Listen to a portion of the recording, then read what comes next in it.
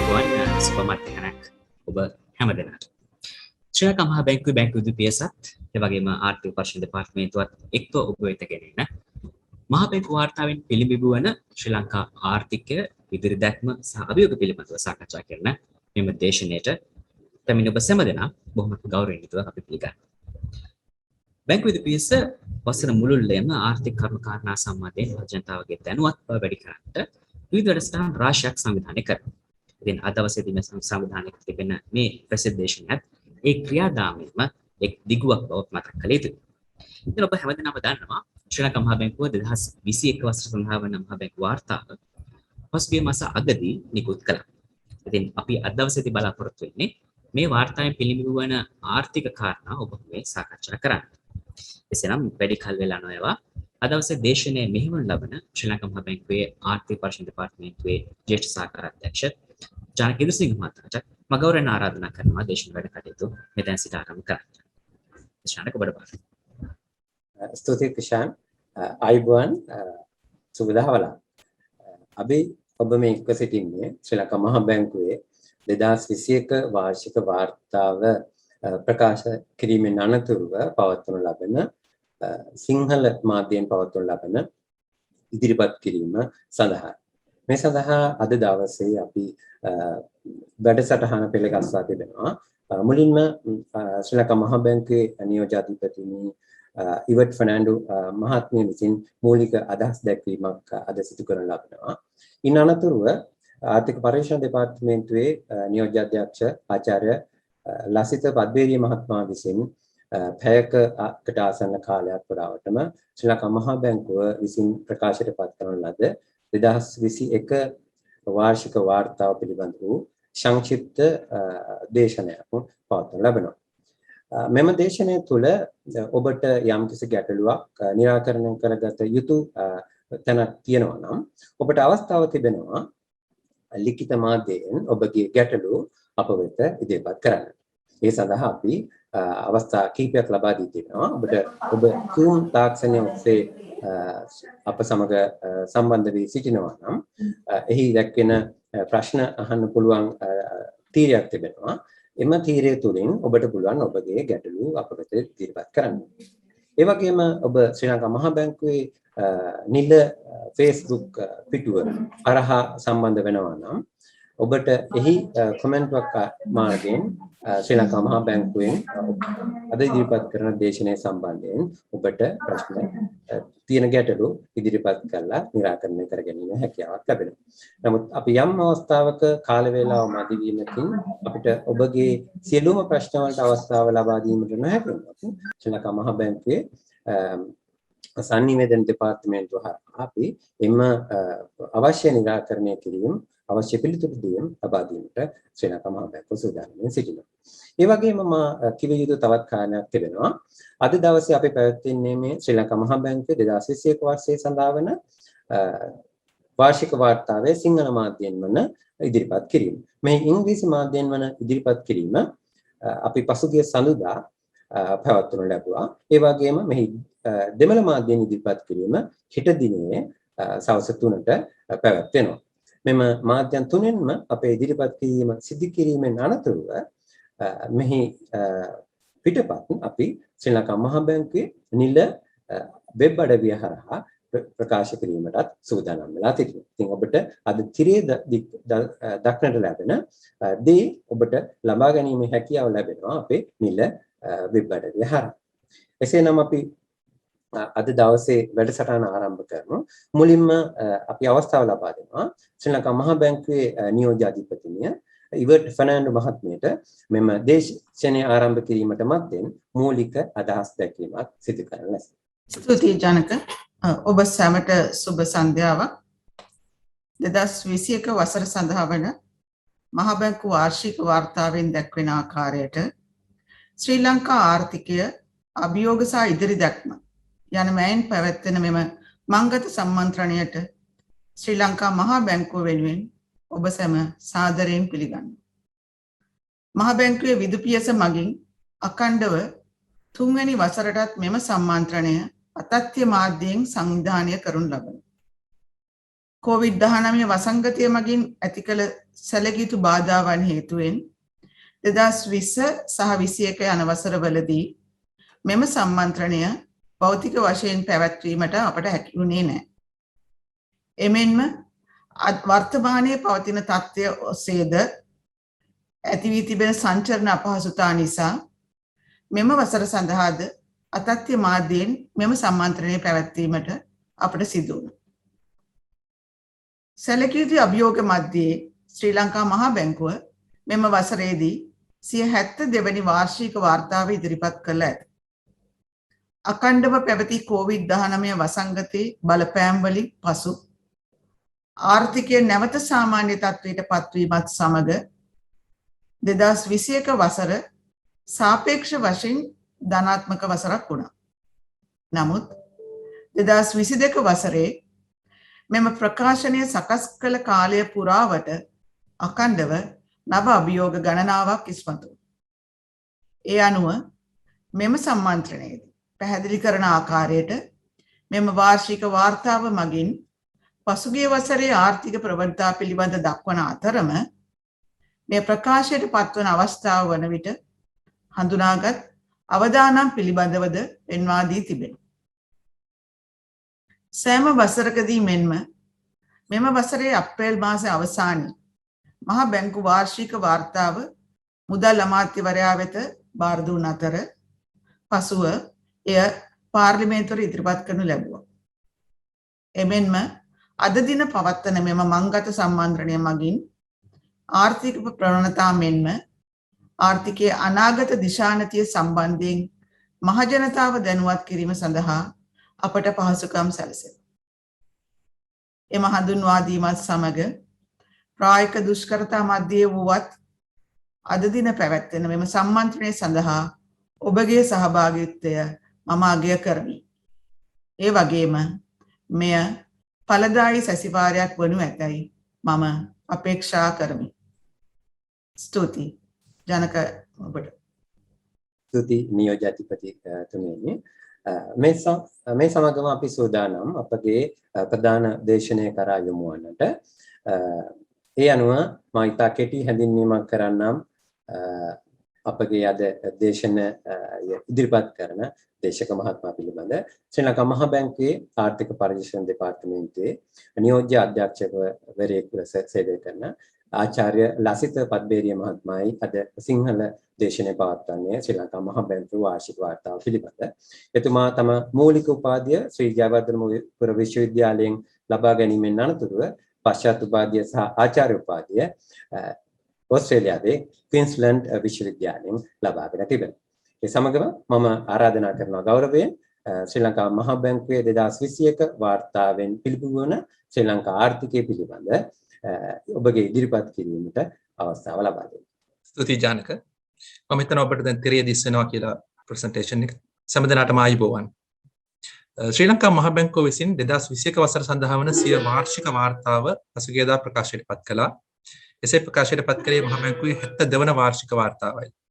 ශ්‍රී ලංකාවේ මහා බැංකු නීතිය වන මුදල් නීති පනතේ 35 වන වගන්තිය අනුව මුදල් වර්ෂයක් අවසන් වී මාස 4ක් ඇතුළත ප්‍රධාන කරුණු 3ක් ඇතුළත් වාර්ෂික වාර්තාවක් මුදල් මණ්ඩලය විසින් මුදල් අමාත්‍යවරයා වෙත ඉදිරිපත් කර ප්‍රකාශයට පත් කළ යුතුයි.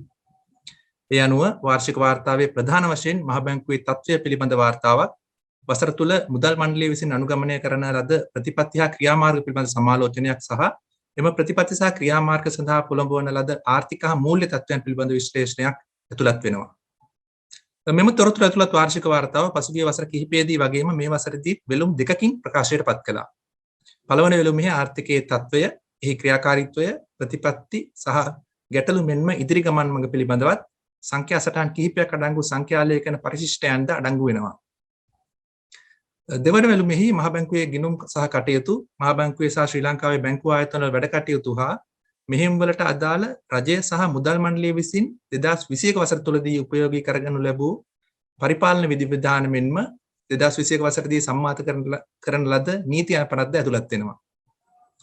මෙම ඉදිරිපත් කිරීමේදී අපි මූලික වශයෙන් අවධානය යොමු කරන්නේ 2021 සහ 2022 වසරේ මුල් මාස කිහිපය තුළ විවිධ ප්‍රතිපත්තිමය ක්‍රියාමාර්ග ගැනීමට පෙළඹ වූ ආර්ථික හා මූල්‍ය තත්ත්වයන් විශ්ලේෂණය කරන පළමු වෙළුම වෙතයි. ඒ අනුව වාර්ෂික වාර්තාවේ පළමු වෙළුමේ පරිච්ඡේද 8කින් ශ්‍රී ලංකා ආර්ථිකයේ තත්ත්වය මෙන්ම එහි ඉදිරි දැක්ම පිළිබඳව සාකච්ඡා කරනවා. ඊට අමතරව මෙම කොටසේ මෑත වසරවල ප්‍රවණතා ආවරණය කරමින් සවිස්තරාත්මක සංඛ්‍යා ලේඛන පරිශිෂ්ට 147කුත් පසුගිය වසර 72 තුළ ශ්‍රී ලංකාවේ ආර්ථිකයේ විකාශය සාරාංශගත කෙරෙන විශේෂ සංඛ්‍යා ලේඛන පරිශිෂ්ට 13කුත් ඇතුළත් වෙනවා. අපි හැමදෙනාම දන්නවා වගේ මේ වන විට ශ්‍රී ලංකා ආර්ථිකයේ ඉතිහාසයේ කිසිදා අත් නොවිඳි මට්ටමේ පීඩාකාරී තත්යකට මුහුණ දීලා තියෙනවා. නිල සංචිත අවම මට්ටමක පවතිනවා. ඉතිහාසයේ ප්‍රථම වතාවට විදේශීය ණය සේවා කරන නවතා දමා තිබෙනවා. ඒ වගේම අපට ණය ලබා දුන් පාර්ශ්ව සමග ණය ප්‍රතිව්‍යුහගත කිරීමේ විගසුම් වලට එළඹීමට නියමිතයි.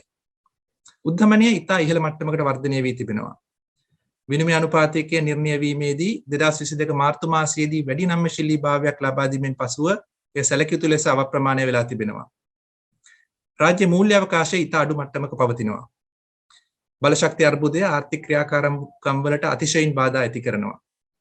මේවායේ ප්‍රතිඵලයක් ලෙස දැඩි සමාජ හා දේශපාලන සංසුන්තාවක් ඇති වී තිබෙනවා. මෙවන් තත්ත්වයක් ඇති වකවානුවකයි අපි 2021 වසර සඳහා වාර්ෂික වාර්තාව එළි දක්වන්නේ. දැන් අපි වාර්ෂික වාර්තාවේ පළමු පරිච්ඡේදය වෙත යමු.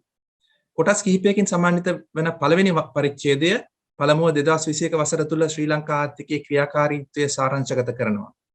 ඒ සමගම ඉදිරි දැක්ම වගේම ගැටලු හා ප්‍රතිපත්ති පිළිබඳවත් සාකච්ඡා කරනවා. 2021 වසරේ සහ 2022 වසරේ මුල් භාගයේදී ආර්ථික කාර්ය සාධනය පිළිබඳ සාරාංශයක් මම දැන් ඉදිරිපත් කරන්නම්. ශ්‍රී ලංකා ආර්ථිකය 2020 වසරේදී වසංගතයේ බලපෑම හේතුවෙන් 3.6කින් සංකෝචනය වුණත් 2021 වසරේදී 3.7ක ආර්ථික වර්ධනයක් වාර්තා කළා. රැකියා වියුක්ත අනුපාතකය 2020 වසරේ පැවති 5.5ක අගයේ සිට 5.1ක් දක්වා අඩු වුණත් ශ්‍රම බලකා සහභාගීත්ව අනුපාතිකය 2020 වසරේ සටහන් වූ 50.6 සිට 49.9ක් දක්වා අඩු වුණා. සැපියුම් අංශයේ මෙන්ම ඉල්ලුම් අංශයේ බලපෑම් හේතු කොටගෙන උද්ධමනය සැලකිය යුතු ලෙස ඉහළ ගියා. මේ අතර බාහිරාංශයේ පෙර නොවූ විරු අභියෝග වලට දිගින් දිගටම මුහුණ දුන්නා. 2020 වසරේදී එක්සත් ජනපද ඩොලර් බිලියන 6ක් වූ වෙළඳ හිඟය 2021 වසරේදී ඩොලර් බිලියන 8.1ක් දක්වා පුළුල් වුණා. ජංගම ගිණුමේ හිඟය 2020 වසරේදී ඩොලර් බිලියන 1.2ක අගයේ සිට 2021 වසරේදී ඩොලර් බිලියන 3.3ක් දක්වා වැඩි වුණා.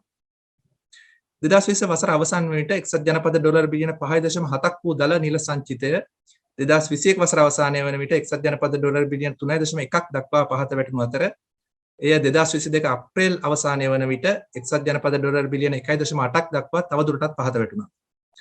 2022 වසරේ මාර්තු මාසයේ සිට විනිමය අනුපාතික නිර්ණය කිරීම වඩාත් නම්‍යශීලී වීමට ඉඩ සලසනු ලැබුවා.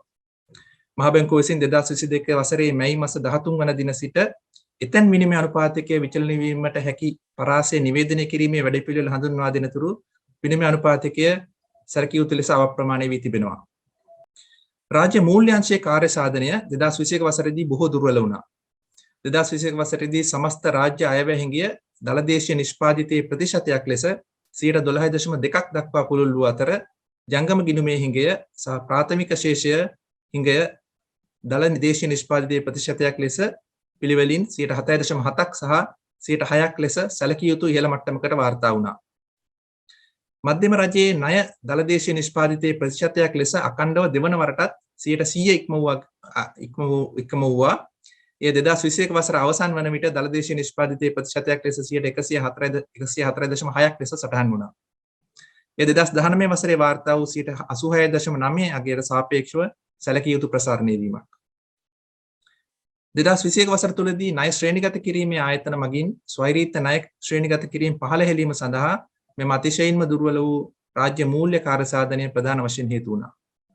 ශ්‍රී ලංකා මහ බැංකුව සිය ලිහිල් මුදල් ප්‍රතිපත්ති ස්ථාවරය 2021 වසරේ අගෝස්තු මාසයේ සිට දැඩි මුදල් ප්‍රතිපත්තියක් දක්වා වෙනස් කළා. උද්ධමන පීඩන වර්ධනය වීම, බාහිරාංශයේ අසමතුලිතතාව මතුවීම සහ මුදල් හා ණය සමස්තවල කැපී පෙනෙන ප්‍රසාරණය වීම හේතුවෙන් මුදල් ප්‍රතිපත්තිය දැඩි කිරීමට සිදු වුණා. ඒ අනුව 2021 වසරේ අගෝස්තු මාසයේ සිට 2022 වසරේ මේ දක්වා කාලය තුළ ප්‍රධාන ප්‍රතිපත්ති පොලිය අනුපාතික පදනම් අංක 900කිනුත් ව්‍යවස්ථා සංචිත අනුපාතයේ පදනම් අංක 200කිනුත් වැඩි කර තිබෙනවා. එහි ප්‍රතිඵලයක් ලෙස වසංගත මැදයේ ඓතිහාසික වශයෙන් පහළ මට්ටමක් දක්වා වටනු වෙළඳපොළ පොලිය අනුපාත යලිත් ක්‍රමයෙන් ඉහළ ගොස් තිබෙනවා. 2021 වසර තුලදී බැංකු පද්ධතිය මැදින් රාජ්‍යාංශයෙන් ලබා දෙන ණය ඉහළ මට්ටමක පැවතුණු අතර පෞද්ගලික අංශය සඳහා ලබා දී තිබුණු ණයද පුළුල් වුණා. කෙසේ වෙතත් බැංකු පද්ධතියේ සැලකිය යුතු ඍණ ශුද්ධ විදේශීය වත්කම් තත්ත්වයේ හේතුවෙන් 2021 වසර අවසානයේ වන විට පුළුල් මුදල් වර්ධනය 13.2ක් දක්වා මන්දගාමී වුණා. මෙම පසුබිම තුළ වත්මන් ආර්ථික අර්බුදයෙන් ගොඩේම සඳහා මනා සම්බන්ධීකරණයක් සහිතව සාර්වාර්ථික ප්‍රතිපත්ති ක්‍රියාත්මක කිරීම අත්‍යවශ්‍ය වෙනවා. විශේෂයෙන්ම සමාජ ආරක්ෂණ ජාල ශක්තිමත් කිරීම සහ ඒවායේ කාර්යක්ෂමතාවය වැඩි දියුණු කිරීම සිදු කරන අතරම මූර්තාංශයේ වර්ධනය යථා තත්ත්වයට යොමු කිරීමට සාර්වාර්ථික ස්ථායීකරණ වැඩපිළිවෙලක් අවශ්‍ය වෙනවා. ජාත්‍යන්තර මූල්‍ය අරමුදල සමග එක්ව ආර්ථික ප්‍රතිසංස්කරණ වැඩසටහනක් ක්‍රියාත්මකට නැංවීමට අපේක්ෂා කරන අතර ඒ සඳහා අවශ්‍ය තාක්ෂණික මට්ටමේ සාකච්ඡා මේ වන විටත් සිදු වෙමින් පවතිනවා. විදේශ ණය ප්‍රතිව්‍යුහගත කිරීම කඩිනමින් සිදු කිරීමට අපේක්ෂා කරනවා. තවද විදේශ අංශය ස්ථාවර කිරීම සඳහා ද්විපාර්ශ්වික සහ බහුපාර්ශ්වික ණය දෙන්නන්ගෙන් කෙටි කාලින මුදල් අවශ්‍යතා සපුරා ගැනීමට සහාය ගැනීම, විනිමය අනුපාතිකය අධික විචලනයන් තොරව නම්‍යශීලීව පවත්වා ගැනීම සහ ණය නොවන විදේශ විනිමය ගලායම වැඩි දියුණු කිරීම ආදියත් ඇතුළත්. රාජ්‍ය ආදායම වැඩි දියුණු කිරීමේ ක්‍රියාමාර්ග මෙන්ම රාජ්‍ය වියදම් අඩු කිරීම හා ප්‍රමුඛතාකරණය හරහා රාජ්‍ය මූල්‍ය ඒකාග්‍රතාවය ඇති කිරීම අත්‍යවශ්‍ය වෙනවා. මූල්‍යන ප්‍රභවයන් නැවතත් මෙරට වෙත විවෘත කර ගැනීම සඳහා රාජ්‍ය ණය තිරසාර භාවය ඇති කිරීම ප්‍රධානම පූර්ව අවශ්‍යතාවය බවට පත්ව තිබෙනවා. ඒ සමගම රජයේ අයවැය මත ඇතිවන පීඩනය අවම කිරීම සඳහා රාජ්‍ය ව්‍යවසායයන් ශක්තිමත් කිරීමට ව්‍යුහාත්මක ප්‍රතිසංස්කරණ සිදු කිරීම උපාය මාර්ග අවශ්‍යතාවක් වෙනවා. මේ අතර මිල ස්ථායීතාව ඇති කිරීම සඳහා සුදුසු මුදල් ප්‍රතිපත්ති ක්‍රියාත්මක කිරීම, මහ බැංකුව හරහා රාජ්‍ය අයවැය හිඟේ මූල්‍යනය කිරීම ක්‍රමානුකූලව අඩු කිරීම සහ මහ බැංකුවේ ශේෂපත්‍රය ශක්තිමත් කිරීමත් අයත් වෙනවා. මහ බැංකු වාර්තාවේ දෙවන පරිච්ඡේදය වෙන්වන්නේ ජාතික නිෂ්පාදිතය, වියදම, ආදායම හා සේවා නියුක්තිය සඳහායි. දෙවන පරිච්ඡේදය ආර්ථික හා සමාජ යටිතල පහසුකම් පිළිබඳ සාකච්ඡා කිරීමට වෙන්වන අතර හතරවන පරිච්ඡේදය යටතේ මිල සහ වැටුප් සම්බන්ධව සාකච්ඡා කරනවා. ඒ පිළිබඳ සංක්ෂිප්තයක් කෙරෙහි දැන් අපි යොමු වෙමු. COVID-19 වසංගතයේ හේතුවෙන් 2020 වසරේදී දැඩි පසුබෑමක් පෙන්නුම් කළ ශ්‍රී ලංකා ආර්ථිකය 2021 වසරේදී 3.7කින් වර්ධනය වුණා. එම වර්ධනය සඳහා දායක වෙමින් ආර්ථිකයේ ප්‍රධාන අංශ තුනම එනම් කෘෂිකාර්මික, කාර්මික සහ සේවා යන අංශ ධන වර්ධනයක් වාර්තා කර තිබෙනවා. ඒ අනුව දළදේශීය නිෂ්පාදිතයෙන් 7.6ක් වන කෘෂි අංශය 2%කින් වර්ධනය වී ඇති අතර දළදේශීය නිෂ්පාදනයෙන් 28.4ක් වන කර්මාන්ත අංශය 5.3කින් වර්ධනය වී තිබෙනවා. ඒ වගේම සේවාංශය එහි දළදේශීය නිෂ්පාදිත සඳහා වන 64ක දායකත්වයේ සමග 3%ක වර්ධනයක් වාර්තා කර තිබෙනවා. ආයෝජන සහ පරිභෝජන වියදම් වර්ධනය වුණා. එහෙත් ශුද්ධ විදේශීය ඉල්ලුම දුර්වල වුණා. දළදේශීය ප්‍රාග්ධන සම්පාදනය පෙර වසරේදී වාර්තා කළ 4.2ක පහළ යාම සම්බන්ධ සැසඳීමේදී 2021 වසරේදී 23.2කින් ඉහළ ගියා. එහෙත් භාණ්ඩ හා සේවා අපනයන ඉක්මවා වර්ධනය වුණු ආනයන ඉල්ලුම නිසා භාණ්ඩ හා සේවා සඳහා වූ ශුද්ධ විදේශ ඉල්ලුම 2021 වසරේදී 31.6කින් සංකෝචනය වුණා. ඒ වගේම පරිභෝජන වියදම පෙර වසරේ වාර්තා කළ 2%ක වර්ධනය හා සැසඳීමේදී 2021 වසරේදී 9.9කින් සැලකිය යුතු ලෙස වර්ධනය වුණා. මේ අතර දළදේශීය නිෂ්පාදනයේ ප්‍රතිශතයක් ලෙස දළදේශීය ඉතුරුම් 2021 වසරේදී 20.1ක් වුණා. 2020 වසරේදී මේ 18.7ක් වුණා.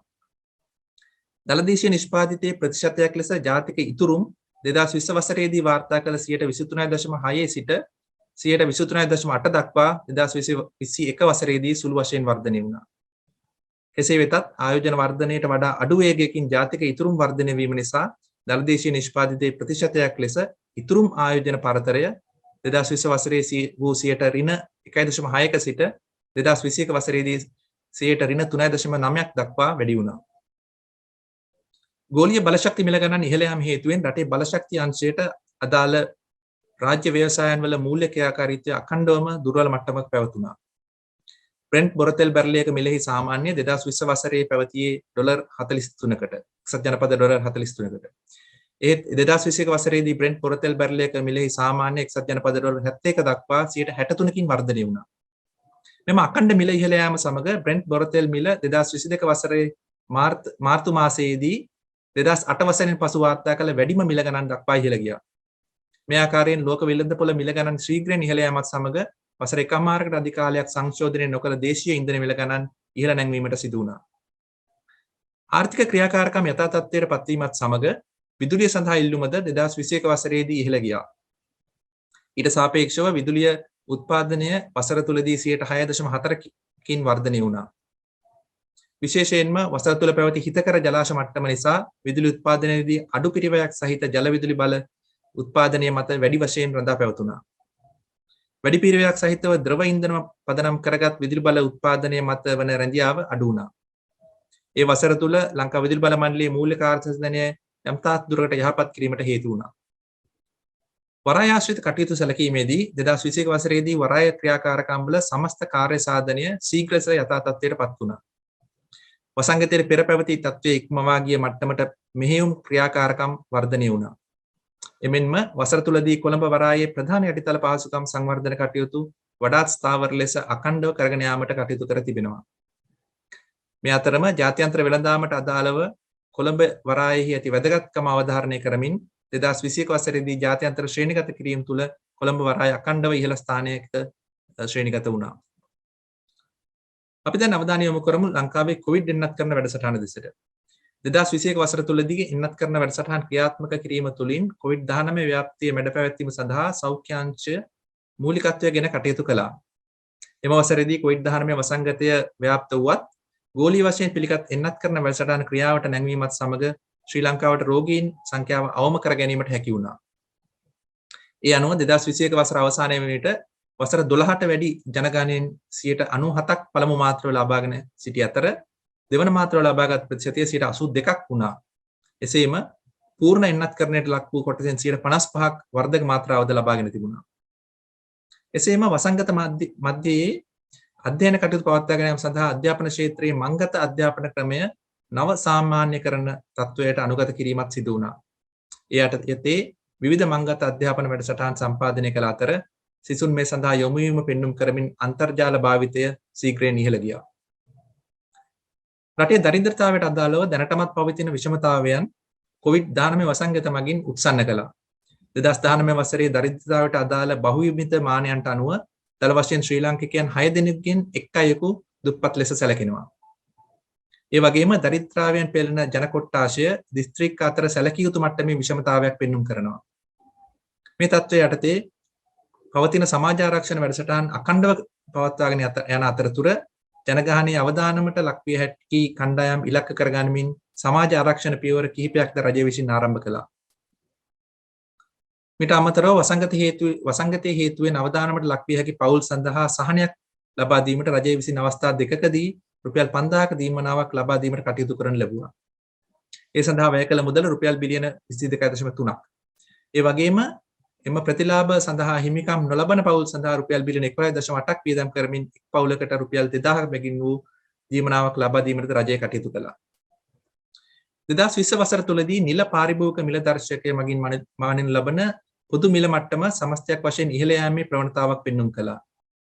වසර අවසාන කාල පරිච්ඡේදයේදී එහි කැපී පෙනෙන ඉහළ යාමක් වාර්තා කළා. මේ සඳහා ප්‍රධාන වශයෙන් ජාත්‍යන්තර වෙළඳපොළෙහි ආහාර සහ ආහාර නොවන කාණ්ඩවල අයිතමවල මිල ඉහළ යාම, භාණ්ඩ ප්‍රවාහන ගාස්තු වැඩිවීම, අභ්‍යන්තර සැපයුම් ජාල තුල ඇති වූ අවහිරතා, විවිධ මිල සංශෝධන හරහා ඇති වූ ඍජු සහ වක්‍ර බලපෑම සහ COVID-19 වසංගත තත්ත්වය සාර්ථකව පාලනය කිරීමත් සමග ඉහළ ගිය ඉල්ලුමද හේතු වුණා. 2021 වසර තුල වාර්තා වූ උද්ධමනය සඳහා ආහාර මිලෙහි උද්ධමනය ඉහළ යාම වැඩි වශයෙන් හේතු වුණා. 2020 වසරට සාපේක්ෂව 2021 වසරේදී විධිමත් සහ අවිධිමත් පෞද්ගලික අංශයේ සේවකයන්ගේ මූර්ත වැටුප් ඉහළ යාමක් පෙන්눔 කළා. රාජ්‍ය අංශයේ සේවකයන්ගේ මූර්ත වැටුප්වල පහළ යාමක් ඒ අතරම දක්නට ලැබුණා. 2020 වසරට සාපේක්ෂව 2021 වසරේදී බොහෝ ශ්‍රම වෙළඳපොළ දර්ශකවල වර්ධනයක් දක්නට ලැබුණා. එහෙත් ශ්‍රම වෙළඳපොළ పూర్ව වසංගත මට්ටමට තවමත් ළඟා වී නැහැ. 2020 වසරේදී මිලියන 8.47ක් ලෙස වාර්තා වූ ශ්‍රම බලකාය 2021 වසරේදී මිලියන 8.55ක් දක්වා ඉහළ ගියා. 2020 වසරේ වාර්තා වූ 50.6ක් වූ ශ්‍රම බලකා සහභාගීත්ව අනුපාතිකය 2021 වසරේදී 49.9ක් දක්වා පහළ ගියා. 2020 වසරේ වාර්තා වූ මිලියන 8ක් පමණ වූ සේවා නියුක්ත ජනගහනය 2021 වසරේදී මිලියන 8.1ක් දක්වා ඉහළ ගියා. සේවා නියුක්තිය ඉහළ යාම සඳහා කෘෂිකාර්මික හා සේවා කටයුතු වලට අදාළ රැකියා අවස්ථා ඉහළ යාම හේතු වුණා. සේවා වියුක්ති අනුපාතය 2020 වසරේ වාර්තා වූ 5.5 සිට 2021 වසරේදී 5.1ක් දක්වා පහළ ගියා. පස්වන පරිච්ඡේදය මගින් සාකච්ඡා කරන්නේ විදේශී අංශයේ ප්‍රවණතා සහ ප්‍රතිපත්ති පිළිබඳව. අපි දැන් මේ දෙසට යමු. ප්‍රධාන වශයෙන් වෙළඳ හිඟිය පුළුල් වීම සහ විදේශ සේවා නියුක්ති ප්‍රේෂණ ලැබීම අඩුවීම පෙන්눔 කරමින් 2021 වසරේදී විදේශ ජංගම ගිණුමේ හිඟිය එක්සත් ජනපද ඩොලර් බිලියන 3.3ක් දක්වා පුළුල් වුණා. තවද වසර තුලදී සේවා ගිණුමේ හිඟිය ඉහළ ගිය අතර ප්‍රාථමික ආදායම් ගිණුමේ හිඟිය අඩු වුණා. 2020 වසරේ පැවති එක්සත් ජනපද ඩොලර් බිලියන 6ක් වූ වෙළඳ හිඟිය 2021 වසරේදී එක්සත් ජනපද ඩොලර් බිලියන 8.1ක් දක්වා ඉහළ ගියා. මූල්‍ය ගිණුම් වෙත වූ ප්‍රධාන ලැබීම්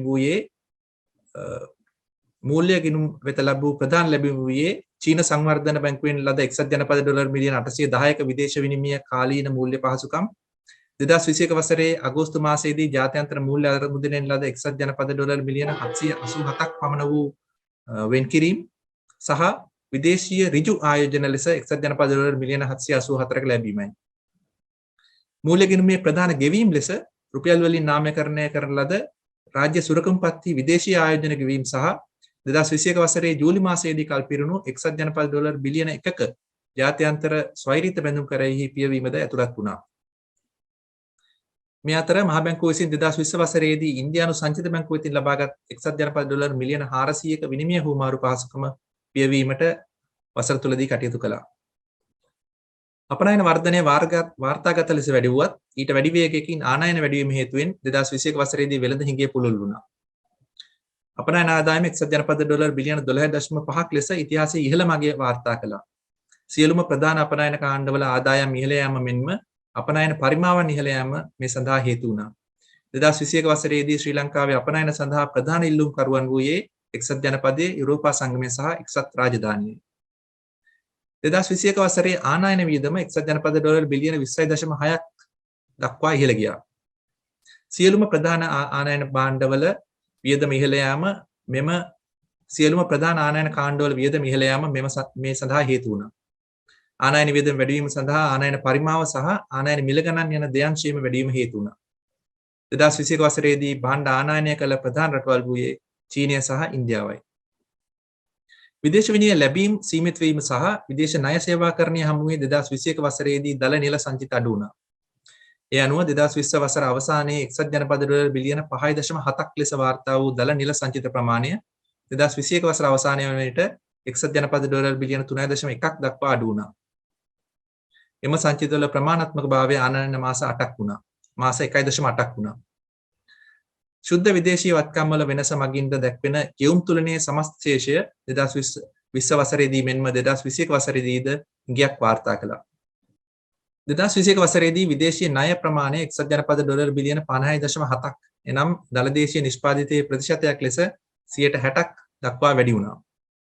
ප්‍රධාන වශයෙන් චීන සංවර්ධන බැංකුවෙන් විදේශ විනිමය කාලීන පහසුකම් ණය දෙකක් ලැබීම හේතුවෙන් 2021 වසරේ රජයේ මුළු විදේශීය ණය ඉහළ යාමට හේතු වුණා. 2020 වසර අවසාන විට දේශීය ණය ප්‍රමාණය එක්සත් ජනපද ඩොලර් බිලියන 49ක් වුණා. දැන් අපි බලමු විනිමය අනුපාතිකය දෙස. 2021 වසරේදී එක්සත් ජනපද ඩොලරයට සාපේක්ෂව රුපියලෙහි අව ප්‍රමාණය 7%කට සීමා වුණා. එසේම වසර තුලදී සමස්තයක් ලෙස ශුද්ධ පදනම මත එක්සත් ජනපද ඩොලර් මිලියන 747ක් සපයමින් දේශීය විදේශ විනිමය වෙළඳපොළ කටයුතු වලට මහ බැංකුව මැදිහත් වුණා. ඒ අතර රටෙහි වෙළඳ තරඟකාරීත්වය පෙන්눔 කරමින් මූර්ත සඵල විනිමය අනුපාතික දර්ශක පදනම් වර්ෂයේ සීමාවට වඩා අඩු අගයක පැවතුණා.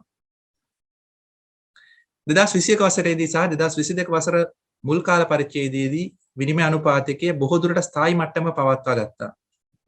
විදේශී අංශයේ මතුවන ගැටලු සලකා බලමින් මහ බැංකුව විසින් 2022 වසරේ මාර්තු මාස මුල සිට විනිමය අනුපාතිකයේ ගැළපීමක් සඳහා ඉඩ හැරියා. ඒ අනුව විනිමය අනුපාතිකය විශාල වශයෙන් අප්‍රමාණය වුණා. කෙසේ වෙතත් 2022 වසරේ මැයි මාසයේදී එතැන් විනිමය අනුපාතිකයේ විචලනයන් සඳහා පරාසයක් ලබා දීම සඳහා මහ බැංකුව කටයුතු කිරීමත් සමගම විනිමය අනුපාතික යම් තාක්ෂණයකට ස්ථායී වුණා.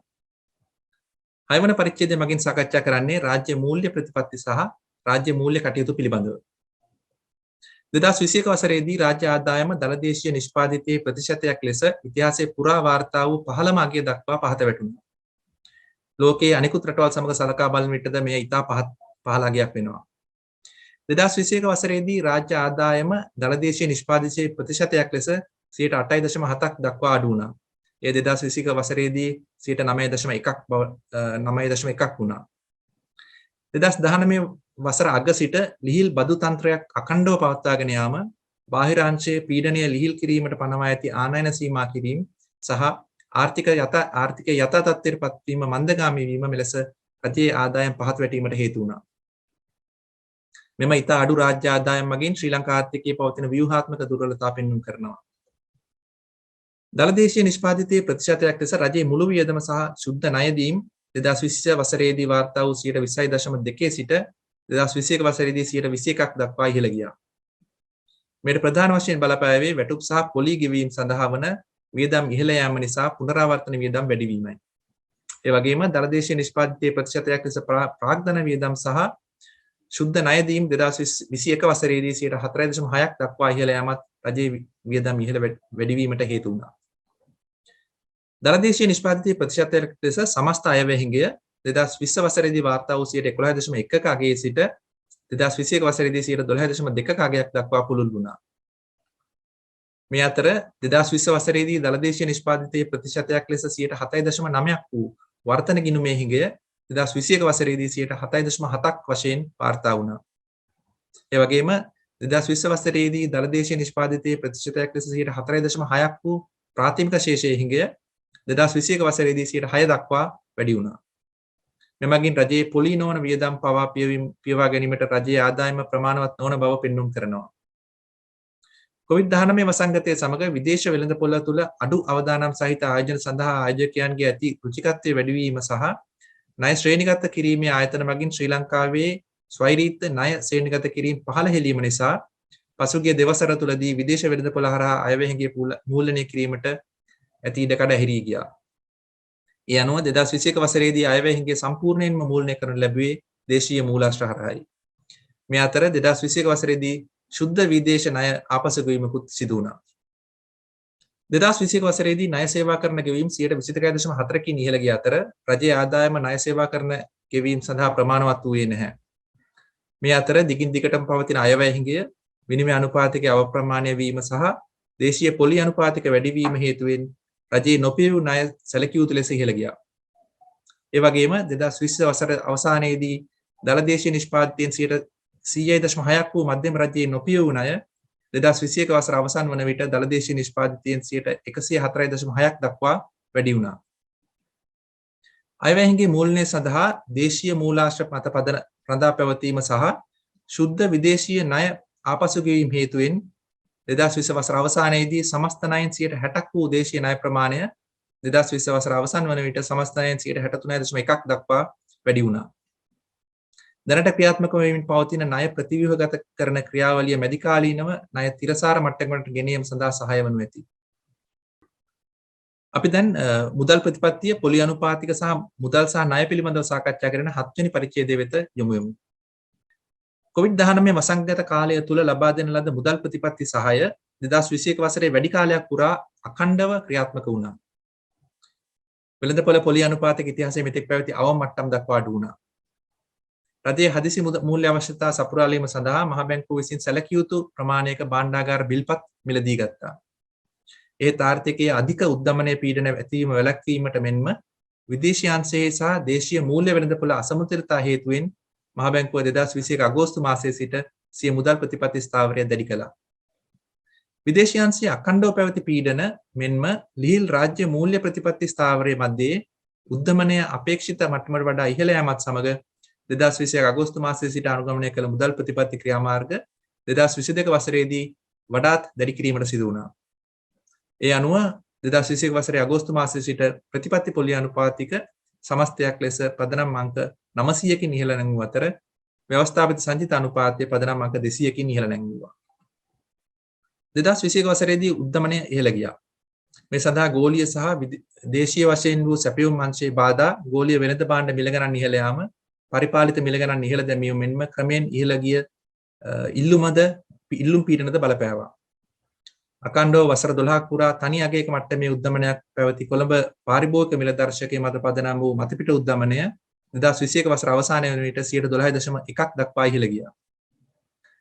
2022 අප්‍රේල් මාසයේදී කොළඹ පාරිභෝගික මිල දර්ශකයේ මත පදනම් වූ මතපිට උද්දමනය 29.8ක් දක්වා වැඩි වුණා. සැලකිය යුතු මුදල් ලිහිල්කරණයේ පසුකාලීන බලපෑම් පිළිබිඹු කරමින් 2021 වසරේ දෙවන භාගයේදී මූලික උද්දමනයේද ඉහළ යාමේ ප්‍රවණතාවක් පෙන්눔 කළා. ශ්‍රී ලංකා මහා බැංකුවේ උද්දමන අපේක්ෂා පිළිබඳ සමීක්ෂණය මගින් මනිනු ලබන උද්දමන අපේක්ෂාද ඉහළ මට්ටමක පැවතුණා. දැඩි මුදල් සහ ද්‍රව්‍යශීලතා තත්ත්වයන්ට ප්‍රතිචාර වශයෙන් වෙළඳපොළ පොලි අනුපාතික ඉහළ ගියා. මෙහිදී ණය පොලි අනුපාතික මෙන්ම තැන්පතු පොලි අනුපාතිකද ඉහළ ගියා. මේ අතර රජයේ සුරකුම්පත් මත පොලි අනුපාතික විශාල වශයෙන් ඉහළ ගියා. රාජ්‍ය සුරකුම්පත් පොලි අනුපාතික මත උපරිම සීමා ඉවත් කිරීම, රජයේ මූල්‍ය අවශ්‍යතා ඉහළ යාම මෙන්ම වෙළඳපොළ අවිනිශ්චිතතාවද මේ සඳහා බලපෑවා.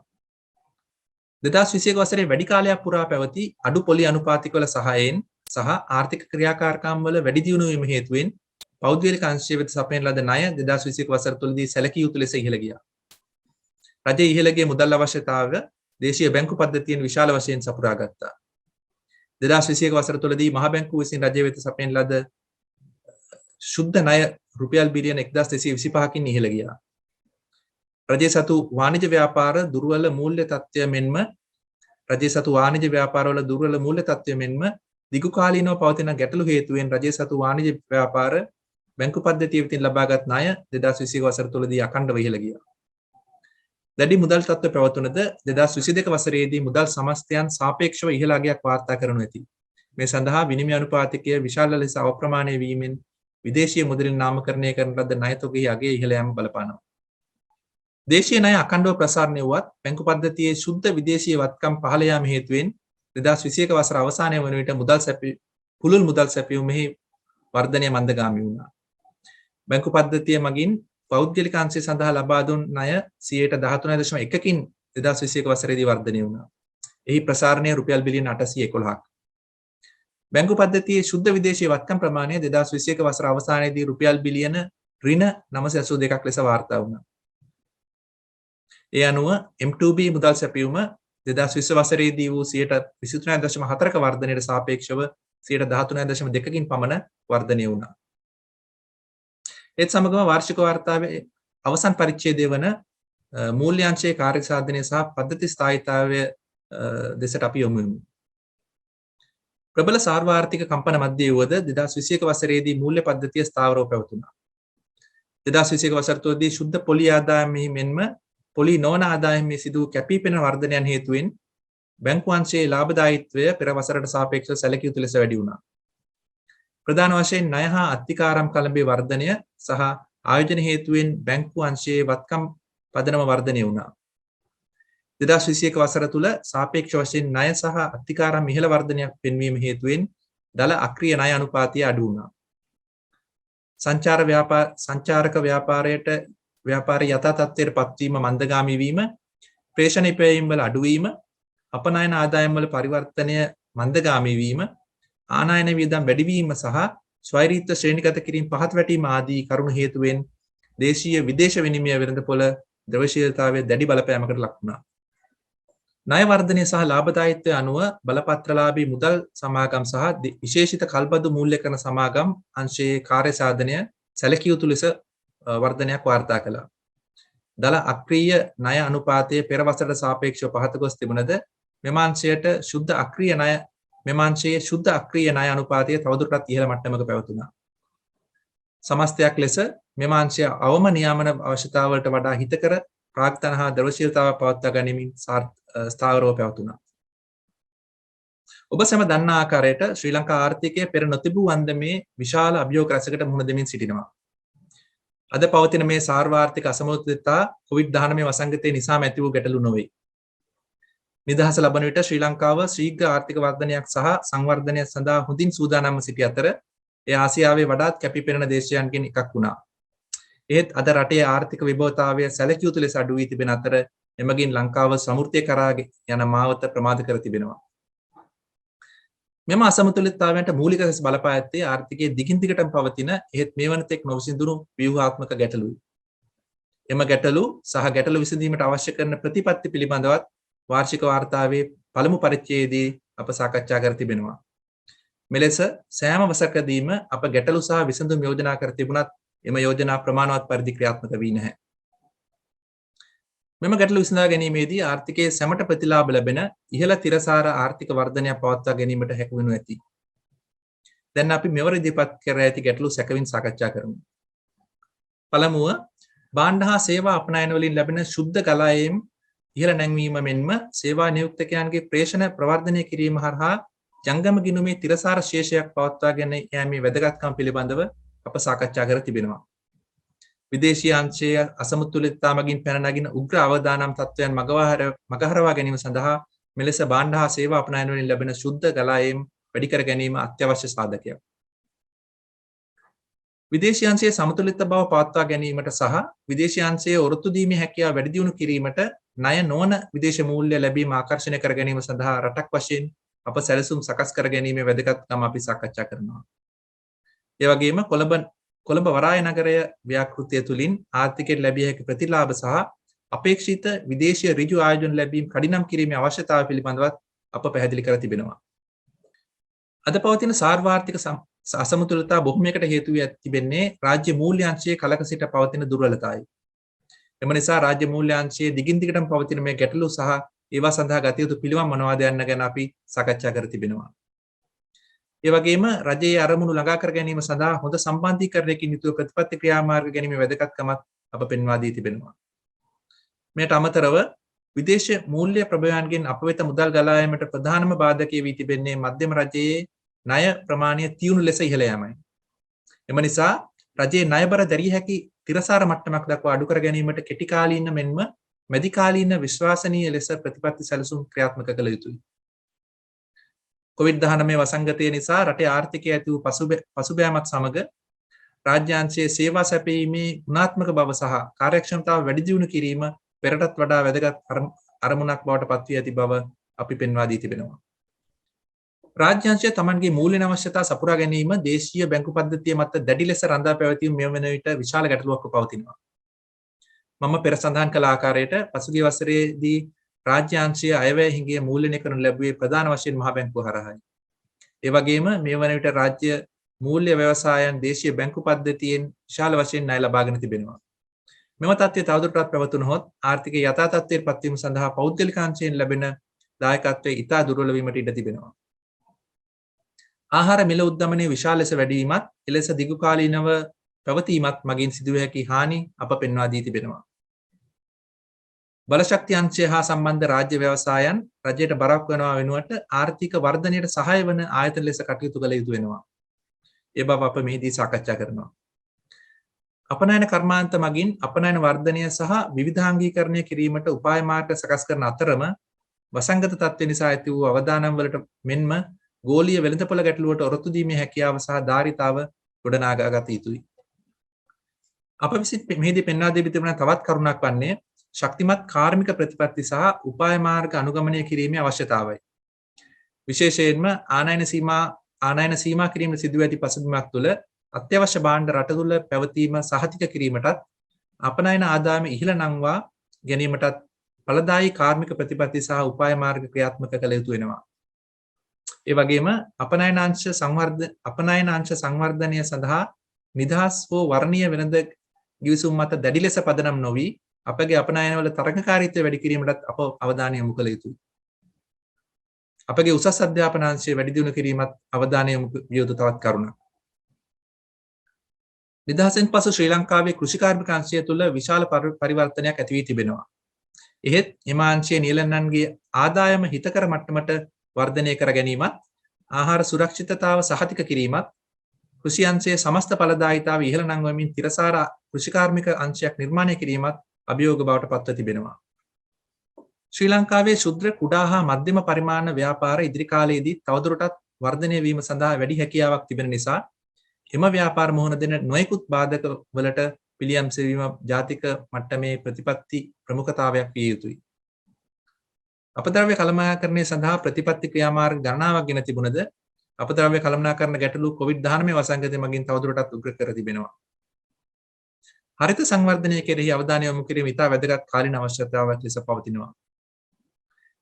තිරසාර සංවර්ධන ඉලක්කය යටතේ 2030 වසර වන විට සියලුම ආකාරයේ මන්ද පෝෂණය තුරන් කිරීම ඉලක්කය සපුරා ගැනීමට රජය විසින් ප්‍රයත්න දරුවත් කොවිඩ් වසංගතය සහ ආහාර සැපයුම් මංචයේ ඇති වී තිබෙන කම්පන නිසා මේ වනතෙක් මන්ද පෝෂණය තුරන් කිරීම සම්බන්ධයෙන් අත්කරගත් ප්‍රගතියට තර්ජනයක් එල්ල වී තිබෙනවා. කාන්තා ශ්‍රම බලකායෙන් සැලකිය යුතු කොටසක් ආර්ථිකයේ වර්ධන ක්‍රියාවලියට සහභාගී නොවී සිටින බව පසුගිය දශක 3ක කාලය පුරා දක්නට ලැබුණා. කාන්තා ශ්‍රම බලකා සහභාගීත්වය වර්ධනය කිරීමට කඩිනම් අවධානය යොමු කළ යුතුයි. ඉදිරියේදී ඇතිවිය හැකි අහිතකර ආර්ථික අභියෝග වලට මුහුණ දෙමින් අවස්ථානුරූපව කටයුතු කරමින් ආර්ථිකය පවත්වාගෙන යාම සඳහා රජය සහ සියලුම පාර්ශ්වකරුවන් සාමූහික ප්‍රයත්න ගැනීම අවශ්‍ය වෙනවා. විදේශීය අංශයේ සහ රාජ්‍ය මූල්‍ය අංශයේ ගැටලු විසඳා ගැනීම සඳහා ඉදිරියේදී සාර්වාර්ථික ස්ථායීතාවය ආරක්ෂා කිරීම සඳහා ඉහත සඳහන් කළ ව්‍යුහාත්මක ගැටලු වලට කඩිනමින් පිළියම් යෙදීම ප්‍රමුඛතාවයක් බවට පත් කරගත යුතුයි. මීට අමතරව 2021 වාර්ෂික වාර්තාව තුළ විවිධ අංශ පිළිබඳව ඉලක්කගත කෙරුණු කාලීන ගැටලු සම්බන්ධ විශේෂ සටහන් 12ක් ඇතුළත් වී තිබෙනවා. මම මේ සම්බන්ධයෙන් කෙටියෙන් ඉදිරිපත් කරන්නම්. ඒ යටතේ මුලින්ම ගෙවුම් තුලන ගැටලු වලට මුහුණ දෙන රටවල් වලට ඉන් මිදීම සඳහා ජාත්‍යන්තර මූල්‍ය අරමුදල විසින් ලබා දී ඇති පහසුකම් විශ්ලේෂණය කරමින් ශ්‍රී ලංකාවට මෙම අර්බුදයෙන් ගොඩ ඒම සඳහා ඉන් ලබාගත හැකි සහාය පිළිබඳව අපි සාකච්ඡා කරනවා. මීළඟට ශ්‍රී ලංකාව වර්තමානයේ මුහුණ දෙන අර්බුදයෙන් මිදීම සඳහා ඉතා වැදගත් වන මැදි හා දිගු කාලීනව ශ්‍රී ලංකාවේ විදේශීය අංශයේ ස්ථායීතාවය ළඟා කර ගැනීම සඳහා අවශ්‍ය කරන කෙටි මැදි හා දිගු කාලීන ක්‍රියාමාර්ග සාකච්ඡා කරනවා. තිරසාර ආර්ථික වර්ධනයක් ළඟා කර ගැනීමෙහිලා රාජ්‍ය මූල්‍ය ඒකාග්‍රතාවයක් අත්කර ගැනීමේ වැදගත්කම මෙන්ම ඒ සඳහා වූ ඉදිරි ගමන් පිළිබඳව අපි තවත් විශේෂ සටහනක් මගින් ඉදිරිපත් කර තිබෙනවා. පවතින ආර්ථික අර්බුදයට රාජ්‍ය මූල්‍ය අස්ථාවරතාවයන් බොහෝ දුරට හේතුවක් වී ඇති පරිසරයක් තුළ රාජ්‍ය මූල්‍ය ඒකාග්‍රතාවය ළඟා කර ගැනීම ඉතා වැදගත්. විශේෂ සටහන් අංක 4 මගින් ආර්ථිකයට ඉහළ දායකත්වයක් ලබා දෙන ශුද්‍ර කුඩා හා මධ්‍ය පරිමාණ ව්‍යාපාර ආර්ථික උත්තේජකයක් ලෙස ශුද්‍ර කුඩා හා මධ්‍ය පරිමාණ ව්‍යාපාර ආර්ථික උත්තේජකයක් ලෙස ප්‍රවර්ධනය කිරීමේ වැදගත්කම සහ ඒ සඳහා පවතින අභියෝග පිළිබඳව සාකච්ඡා කරනවා. පසුගිය දශක ගණනාව තුළ විදේශ විනිමය උපයාදීමේදී ඉහළ දායකත්වයක් දැක් වූ ආර්ථිකයේ ඉතා වැදගත් අංශයක් වන සංචාරක අංශයට වසංගතයෙන් පසු ආර්ථිකය නගා සිටුවීමේදී පැවරී ඇති කාර්යභාරය තවත් විශේෂ සටහනක් මගින් අපි සාකච්ඡා කරනවා. තවද අවිධිමත් මුදල් හුවමාරුකම එනම් හවාලා උන්ඩියාල් මගින් රටක මූල්‍ය වෙළඳපොළ සහ ආර්ථිකයට ඇති කරන බලපෑම විස්තර කරන විශේෂ සටහනක්ද වාර්ෂික වාර්තාව තුළට ඇතුළත් කර තිබෙනවා. මීට අමතරව ආර්ථික වර්ධනයට සහාය සපයන්නන් ලෙස රාජ්‍ය ව්‍යවසායයන් ප්‍රතිව්‍යුහගත කිරීමේ අවශ්‍යතාවය සාකච්ඡා කරනවා. දීර්ඝ කාලයක් තිස්සේ දුර්වල කාර්ය සාධනයක් පෙන්වුම් කර ඇති රාජ්‍ය ව්‍යවසායයන් රජය මත ඉහළ පීඩනයක් මෙන්ම මූල්‍ය අංශ වෙතද බලපෑමක් ඇති කරන තත්ත්වයක් තුළ එම ව්‍යවසායයන් ආර්ථික වර්ධනයට සහාය සපයන්නන් ලෙස ප්‍රතිව්‍යුහගත කිරීම ගැන සලකා බැලීම ඉතා වැදගත් වෙනවා. විශේෂ සටහන් අංක 8 මගින් වර්තමානයේ ශ්‍රී ලංකාවේ ශීඝ්‍රයෙන් ඉහළ යන උද්දමනකාරී පසුබිමක් තුළ ඒ හා සමාන මෑත කාලිනව ගෝලීය වශයෙන් දක්නට ලද උද්දමන තත්ත්ව පිළිබඳ විග්‍රහයක් ඉදිරිපත් කර තිබෙනවා. මීට අමතරව COVID-19 වසංගත තත්ත්වය තුළ ශ්‍රී ලංකා මහ බැංකුව සහ අනෙකුත් බැංකු විසින් ලබා දුන් ණය සහන පිළිබඳව මෙන්ම ඉන් නිර්මාණය වී ඇති අභියෝග හා ඉදිරි ගමන් මඟ පිළිබඳව විස්තර කරන විශේෂ සටහනක්ද වාර්ෂික වාර්තාවේ ඇතුළත් වෙනවා. එලෙසම මෑත කාලීනව ඉහළ අවධානයක් වූ අංශයක් වන්නේ මූල්‍ය අන්තර්ගතභාවය. ආර්ථිකයේ සියලුම කාණ්ඩවලට මූල්‍ය සඳහා ප්‍රවේශය හිමිවීම තුළින් පුද්ගලයන්ගේ ජීවන මට්ටම උසස් කර ගැනීම සඳහා ඉඩ ප්‍රස්තාව හිමි වෙනු ඇති. මෙම උපාය මාර්ග හරහා සැමට ප්‍රතිලාභ හිමිවන ආර්ථික වර්ධනයකට මඟ පෑදිය හැකි වෙනවා. මේ පිළිබඳ විශේෂ සටහනක් මෙවර වාර්ෂික වාර්තාවේ ඇතුළත් වී තිබෙනවා. අවසාන වශයෙන් මූල්‍ය තාක්ෂණයේ ෆින්ටෙක් කියලා අපි කියනවා. එහෙම නැත්නම් ව්‍යාප්තියත් සමග සාම්ප්‍රදායික බැංකුකරණයේ සිදුව ඇති වෙනස්කම් සහ ඊට ප්‍රතිචාරීව ශ්‍රී ලංකා මහ බැංකුව ගෙන ඇති නියාමන ක්‍රියාමාර්ග විශේෂ සටහනක් මගින් අපි සාකච්ඡා කර තිබෙනවා. ඒ සමගම අපි 2021 මහ බැංකුව වාර්ෂික වාර්තාව ඉදිරිපත් කිරීමේ අවසානයේ කරා පැමිණ තිබෙනවා.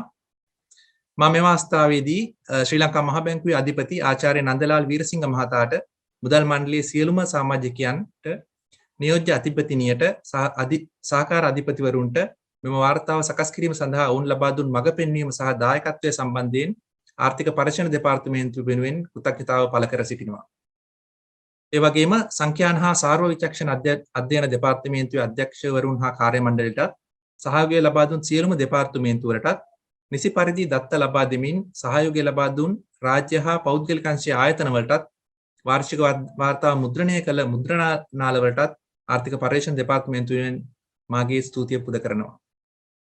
වාර්ෂික වාර්තාව ව්‍යවස්ථාපිත කාල රාමුව තුළ ප්‍රකාශයට පත් කිරීමේ භාරදූර වගකීම දරමින් ඒ සඳහා මඟ පෙන්වූ ආර්ථික පරීක්ෂණ දෙපාර්තමේන්තුවේ අධ්‍යක්ෂ පී.කේ.ජී. හරිශ්චන්ද්‍ර මහතාටත් ඒ මහතාට පෙර සිටි මේ හා සම්බන්ධ වුණු ආර්ථික පරීක්ෂණ අධ්‍යක්ෂකවරුන්ටත් එකී වගකීම් ඉටු කරමින් ඒ සඳහා පූර්ණ සහයෝගය ලබා දුන් ආර්ථික අතිරේක අධ්‍යක්ෂකවරුන් වන ආචාර්ය සුජීතා ජගජීවන් මහත්මියටත් ආචාර්ය කිත්සිරි ඇහැලේපොළ මහතාටත් නියෝජ්‍ය අධ්‍යක්ෂකවරුන් වන ආචාර්ය ශානිකා රත්නායක මහත්මියටත් ආචාර්ය විපුල වික්‍රමාරච්චි මහතාටත් කෘතඥතාව පිරිනමනවා. වාර්ෂික වාර්තාව පිළියෙල කිරීමේදී සුපුරුදු පරිදි දිවා රාත්‍රියේ සතියන්තයේ දැඩි කැපවීමකින් කටයුතු කළ ආර්ථික පරීක්ෂණ දෙපාර්තමේන්තුවේ අංශ ප්‍රධානීන් ඇතුළු සමස්ත කාර්ය මණ්ඩලයට ඔවුන්ගේ කැපවීම සම්බන්ධයෙන් ස්තුතිය පළ කර සිටිනවා. හැමදාම වගේම ඔවුන්ගේ කැපවීම ඉවසීමෙන් දරාගත් ඔවුන්ගේ පවුල්වල සියලු දෙනාටත් මාගේ ස්තුතිය ආර්ථික දෙපාර්තමේන්තුව වෙනුවෙන් පළ කරනවා. ඒ වගේම සිංහල භාෂාවෙන් සිදු කළ මෙම ඉදිරිපත් කිරීම සඳහා අවශ්‍ය සහයෝගය ලබා දුන් මෙම සැසිය මෙහෙවන ජනක ඉදිරිසිංහ මහතා, ආචාර්ය යශෝදා සේනාධීර මහත්මිය සහ ලසන්තා විජේරත්න මහත්මිය ඇතුළු කණ්ඩායමටත් තාක්ෂණික සහාය ලබා දුන් සැමටත් මාගේ කෘතවේදීතාවය මෙයින් පළ කර සිටිනවා. ඒ වගේම මෙම අවස්ථාවට සහභාගී ඔබ සැමට දෙනාටත් ස්තුතියි. ස්තුතියි ජනක. ස්තුතියි ලසිත පද්දේය මහත්මයා, ඔබගේ පැහැදිලි කිරීම මම හිතනවා ඉතින් මනවින් අපගේ ප්‍රේක්ෂකයන්ට දැනෙන්නට ඇතයි කියලා. හොඳයි, අපි මේ ළඟට සූදානම් වන්නේ ප්‍රශ්න සහ පිළිතුරු සැසිය ආරම්භ කිරීමටයි. ඒ සඳහා අපිට විශාල ප්‍රශ්න සංඛ්‍යාවක් ලැබී තිබෙනවා විවිධ මාධ්‍යයන්ගෙන්. එයින් මුලින්ම මම ප්‍රශ්න කිහිපයක් එකතු කරලා අපි තෝරගත්තා ප්‍රශ්නක් ඉදිරිපත් කරන්නට. විශේෂයෙන්ම මේ දවස්වල වැඩිපුර කතා වෙන ආර්ථික වර්ධනය පිළිබඳ. ප්‍රශ්න දක්වන්නේ මේ වසරේ දළදේශීය නිෂ්පාදිතයේ ඇස්සමේන්තුගත වර්ධනය 101ක් පමණ වනු ඇතැයි ශ්‍රී ලංකා මහ බැංකුවේ වාර්ෂික වාර්තාවේ සඳහන් වෙනවා. කෙසේ වෙතත් ඊටම මෑතකදී ශ්‍රී ලංකා මහ බැංකුවේ අධිපතිතුමන් උපුටා දක්වමින් මාධ්‍ය වාර්තා පළ වුණා. ශ්‍රී ලංකාවේ 2022 වසරේ ආර්ථික වර්ධනය ඍණාගයක් ගනු ඇතැයි කියලා. ඒ අනුව ප්‍රශ්නය යොමු වන්නේ මෙම ප්‍රකාශයන් අනුව වර්තමානයේ තත්ත්වයන් එක්ක 2022 වසරේ ආර්ථික වර්ධනය පිළිබඳ නවතම මතය කුමක්ද කියලා. මම මේ මුල්ම ප්‍රශ්නය විද්වත් මණ්ඩලය වෙතම යොමු කර සිටිනවා. ජනක මම යම් පැහැදිලිවීමක් කරන්නම් අධිපතිතුමියත් සහකාරීතුමත් සම්බන්ධ වෙයි. ඔබ හරි අපි ශ්‍රී ලංකා මහ බැංකුව වාර්තාව ක්ලියර් කරනකොට මාර්තු අග සහ අප්‍රේල් මුල වගේ වෙනකොට අපි යම් තොරතුරු ප්‍රමාණයක් තිබුණා. ඒ තොරතුරු මත තමයි අපි සාමාන්‍යයෙන් පුරවකථන කරන්නේ.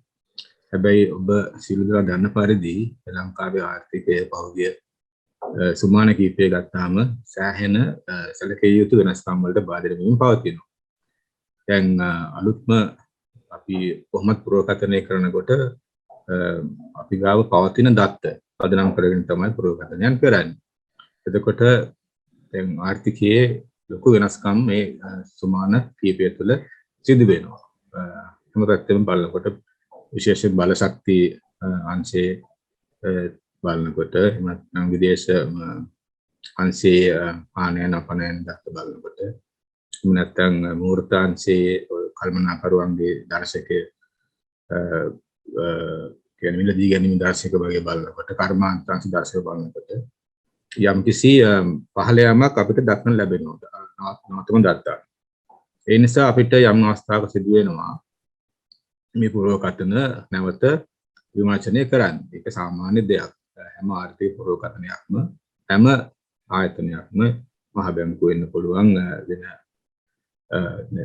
ආසියානු සම්බන්ධ බැංකුව හරි ලෝක බැංකුව හරි ජාත්‍යන්තර මූල්‍ය අරමුදල හරි එයාලගේ වාර්ෂික කරන පුරවකතන යම් යම් සංශෝධනයන් වලට වාදනය කරනවා. අලුත් දත්ත එනකොට. ඉතින් අපිටත් ඒ වගේ දැන් අපි මේ දත්ත විමර්ශනය කරමින් පවතිනවා. ඒ අනුව අපිට හිමියනවා අපි මුලින් හිතුව 101ක වාර්ෂික වර්ධන වේගය මේ අවුරුද්දේ යම් කිසි සංකෝචන මට්ටමක් දක්වා පහළ බසී කියලා. ඒකට අපිට තාම හරියටම මේක නම්බරයක් කියන්න බෑ. නමුත් අපි හිතනවා මේ සංකෝචනය 3%ට වඩා වැඩි වෙයි කියලා. සහ 5% හෝ 6 වගේ මට්ටමකට වඩා ඉහළ යන්නේ නැති එකට බලාපොරොත්තු වෙනවා. දැන් තියෙන තත්ත්වයන්. මේ සංඛ්‍යා දෙක අතර අගයකට අපිට පුරවකතනයක් කරගන්න පුළුවන් වෙයි. නමුත් මම කලින් පැහැදිලි කළා වගේ මේ දත්තවල විශාල වශයෙන් වෙනස්කම් සිදු වෙන නිසා විශේෂයෙන්ම සංචාරකංශයේ සම්බන්ධ තියෙන ප්‍රවණතා, එතකොට සේවාංශයේ තියෙන ප්‍රවණතා, විශේෂයෙන්ම ආනයන සම්බන්ධයෙන් ඇතිවන දුෂ්කරතා, විදේශ විනිමය ප්‍රමාණාත්මකතාවය අඩු වීම නිසා සහ ඒ ඍණාත්මක පැත්තෙන් ධනාත්මක පැත්තෙන් බලනකොට අපි දන්නවා ශ්‍රී ලංකා මහ බැංකුව විසින් යම් ක්‍රියාමාර්ග ගණමින් පවතිනවා මේ ප්‍රවණතාවයන් ඍණාත්මක බලපෑම අවම කිරීමට. උදාහරණයක් වශයෙන් අපි දැන්ටමත් සාකච්ඡා කරමින් පවතිනවා ජාත්‍යන්තර මූල්‍ය අරමුදලත් එක්ක, එතකොට ලෝක බැංකුවත් එක්ක සහ අනිකුත් පාසලයන් එක්ක. ඒ අනුව අපිට පුළුවන් වෙනවා මේ තියෙන අත්‍යවශ්‍ය භාණ්ඩවල ඉඳතාවය යම් තාද්දරකට සමනය කිරීමටත් සහ ඒ මෙන්න බලපෑම අවම කිරීමට. එතකොට අනිත් පැත්තෙන් අපි මුදල් ප්‍රතිපත්තිය දැඩි කරලා තියෙනවා. ඒ අනුව අපිට සහ විදේශ විනිමය අනුපාතයේ අධික විචලනයන් අවම කරලා තියෙනවා. ඒ නිසා ඒ වගේ වෙන විශ්වාසවත් භාවයේ යම්කිසි වැඩිවීමක් අපි අපේක්ෂා කරනවා. සහ උද්දමන අපේක්ෂාවන්ගේ යම්කිසි ඒකාග්‍රතාවයක් අපේක්ෂා කරනවා. ඒ තුලින් යම් ධනාත්මක බලපෑමකුත් ඇති වෙන්න පුළුවන් ඉස්සරහට. අපිට ඉතින් මේ අවස්ථාවේ අපි ඍණාත්මක බලපෑම් සහ ධනාත්මක බලපෑම්, මොකද මේ ආර්ථික මේ තත්ත්වය ඉල්ලුම පැත්තෙන් සහ සතුන් පැත්තෙන් යන දෙපැත්තෙන්ම ඇති වෙලා තියෙනවා. ඒ නිසා අපිට තොරතුරු මත යම් සංශෝධනයක් කරන්න අවශ්‍යයි. ඒ කෙසේ වුණත් ආර්ථිකයේ වර්ධන වේගයේ සැලකිය යුතු අඩුවීමක් මේ අවුරුද්දේ ඇති වෙන්න පුළුවන්. නමුත් අපි ගන්න ක්‍රියාමාර්ග තුලින් ඉදිරි වර්ෂවල එහි යම් යථා තත්ත්වයට පත්වීමක් අපි අපේක්ෂා කරනවා. ස්තුතියි ආචාර්ය හරිස්චන්ද්‍ර මහත්මයා. මම ඊළඟට සූදානම් වන්නේ අපේ ප්‍රශ්න සහ පිළිතුරු සැසියේ ප්‍රධානත්වය උසලන නියෝජ්‍යාධිපති ඉවට් ෆර්නාන්ඩු මහත්මියගෙන් ප්‍රශ්නයක් යොමු කරන්නට. ප්‍රශ්න කිහිපයක්ම යොමු වී තිබුණා මූල්‍ය පද්ධතිය සම්බන්ධයෙන්. නියෝජ්‍යාධිපතිතුමියනි, ප්‍රශ්නයක් තිබෙනවා. මෑතකදී සිදුවී ඇති සාර්වාර්ථික ගැටලු වර්තමානයේ බැංකු පද්ධතියේ ස්ථායීතාවයට කුමන ආකාරයේ බලපෑමක් තර්ජනයක් එල්ල කරලා තියෙනවද කියලා.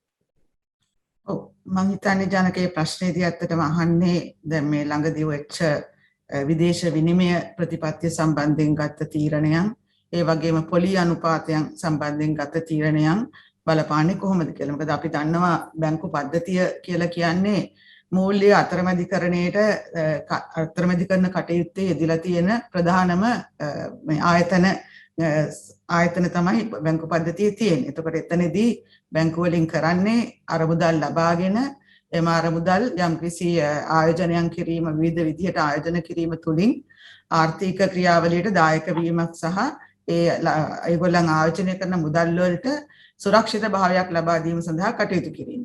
එතකොට ඒක නිසා දැන් මේ ආයෝජන කටයුතු කරනකොට මේ වෙලා තියෙන පොලි අනුපාතවල වෙනස් වීමුත්, විදේශ විනිමය අනුපාතයන්ගේ වෙනස් වීමුත් ඒ තීරණ සඳහා විශාල වශයෙන් බලපාන. එතකොට අපි දැකපු දෙයක් තමයි ඇත්තටම මේ ඊටාම මෑත අවස්ථාවේ වෙච්ච වෙනස් වීමටත් ඉස්සෙල්ලා පහුගිය මාස 12ක් 18ක් කාලයක් තුල අප රටේ වෙච්ච සාර්වාර්ථික වෙනස් වීම ඒ කියන්නේ අර මේ ණය ශ්‍රේණිගත කිරීමේදී ඇතිවෙච්ච වෙනස් වීම ඒ වගේම යම් අපිට ලැබීමට තිබුණු විදේශ විනිමය ප්‍රවාහයන් රට තුළට පැමිණීම අඩුවීම තුලින් ඒ වගේ බැංකු පද්ධතියේ අර එදිනෙදා කටයුතු කරගෙන යන්න අපහසු තත්ත්වයක් ඇති වුණා.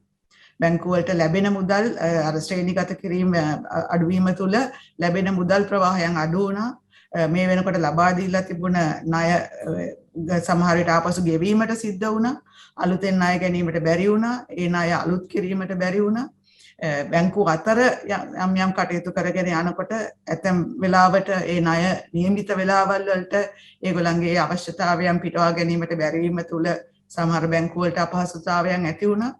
ඒ වගේම අපි දන්නවා මේ ඇතිවෙච්ච විදේශ විනිමය මේ වල අපහසුතාවය මත අඩුවීම මත අපේ විශේෂයෙන්ම රජයේ බැංකු දෙක. ඒ රජයේ බැංකු තමයි අපේ අත්‍යවශ්‍ය ආහාර ද්‍රව්‍ය, එතකොට අත්‍යවශ්‍ය කරන මේ තෙල්, ගෑස්, ඖෂධ ඒ වලට අවශ්‍ය මූල්‍යමය ප්‍රතිපාදනයන් සාමාන්‍යයෙන් ලබා දෙන්නේ මේ රජයේ බැංකුව හරහා.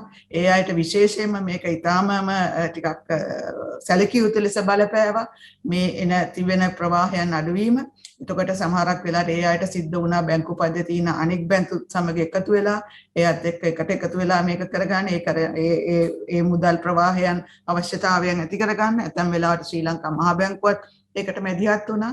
ඉතින් ඔය තත්ත්වයන් තියෙන අතර ඊට පස්සේ මේ ඉතාම ඈතදී සිද්ධ වෙච්ච මේ මුදල් ප්‍රතිපත්ති වෙනස් වීමයි ඒ වගේම අපි පවත්වාගෙන ආපු විදේශ විනිමය ප්‍රතිපත්තිය වෙනස් වීමයි ඊට වඩා ටිකක් සැලකිය යුතු අන්දමින් ඔවුන්ගේ වත්කම් හා වගකීම් ප්‍රවාහයට බලපෑමක් ඇති කරලා තියෙනවා.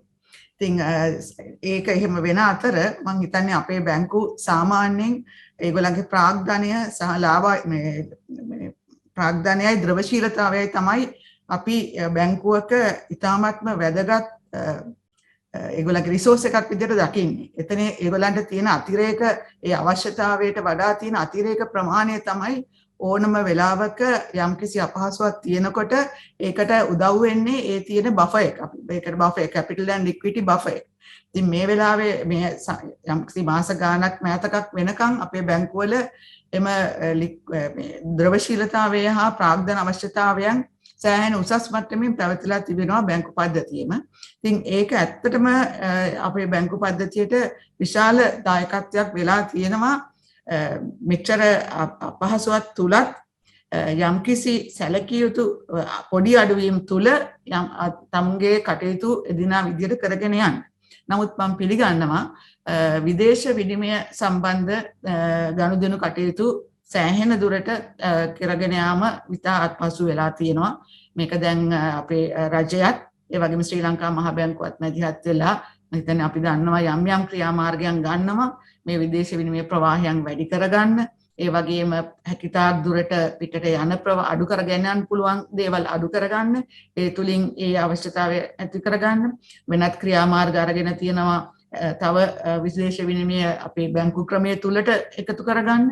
ඒවයින් තුලින් මම හිතන්නේ යම්කිසි කාල පරාසයක් තුල මේ තත්ත්වය වෙනස් වෙලා අපිට සාමාන්‍ය තත්ත්වයට යන්න පුළුවන් වෙනවා. මේ සම්බන්ධයෙන් පහුගිය අපේ මේ ප්‍රෙස් කොන්ෆරන්සස් දෙකේදීම අධිපතිතුමා කරුණු දක්වලා කියලා විශ්වාස කරලා තියෙනවා. අනිත් පැත්තට අපි බැලුවොත් රුපියල් අවශ්‍යතාවය ද්‍රවශීලතාවය ගැන රුපියල් ද්‍රවශීලතාවය සාමාන්‍යයෙන් සෑම බැංකුවකම කිසිම අපහසුතාවයක් නැතිව මේ වෙලාවෙත් පවත්වාගෙන යනවා.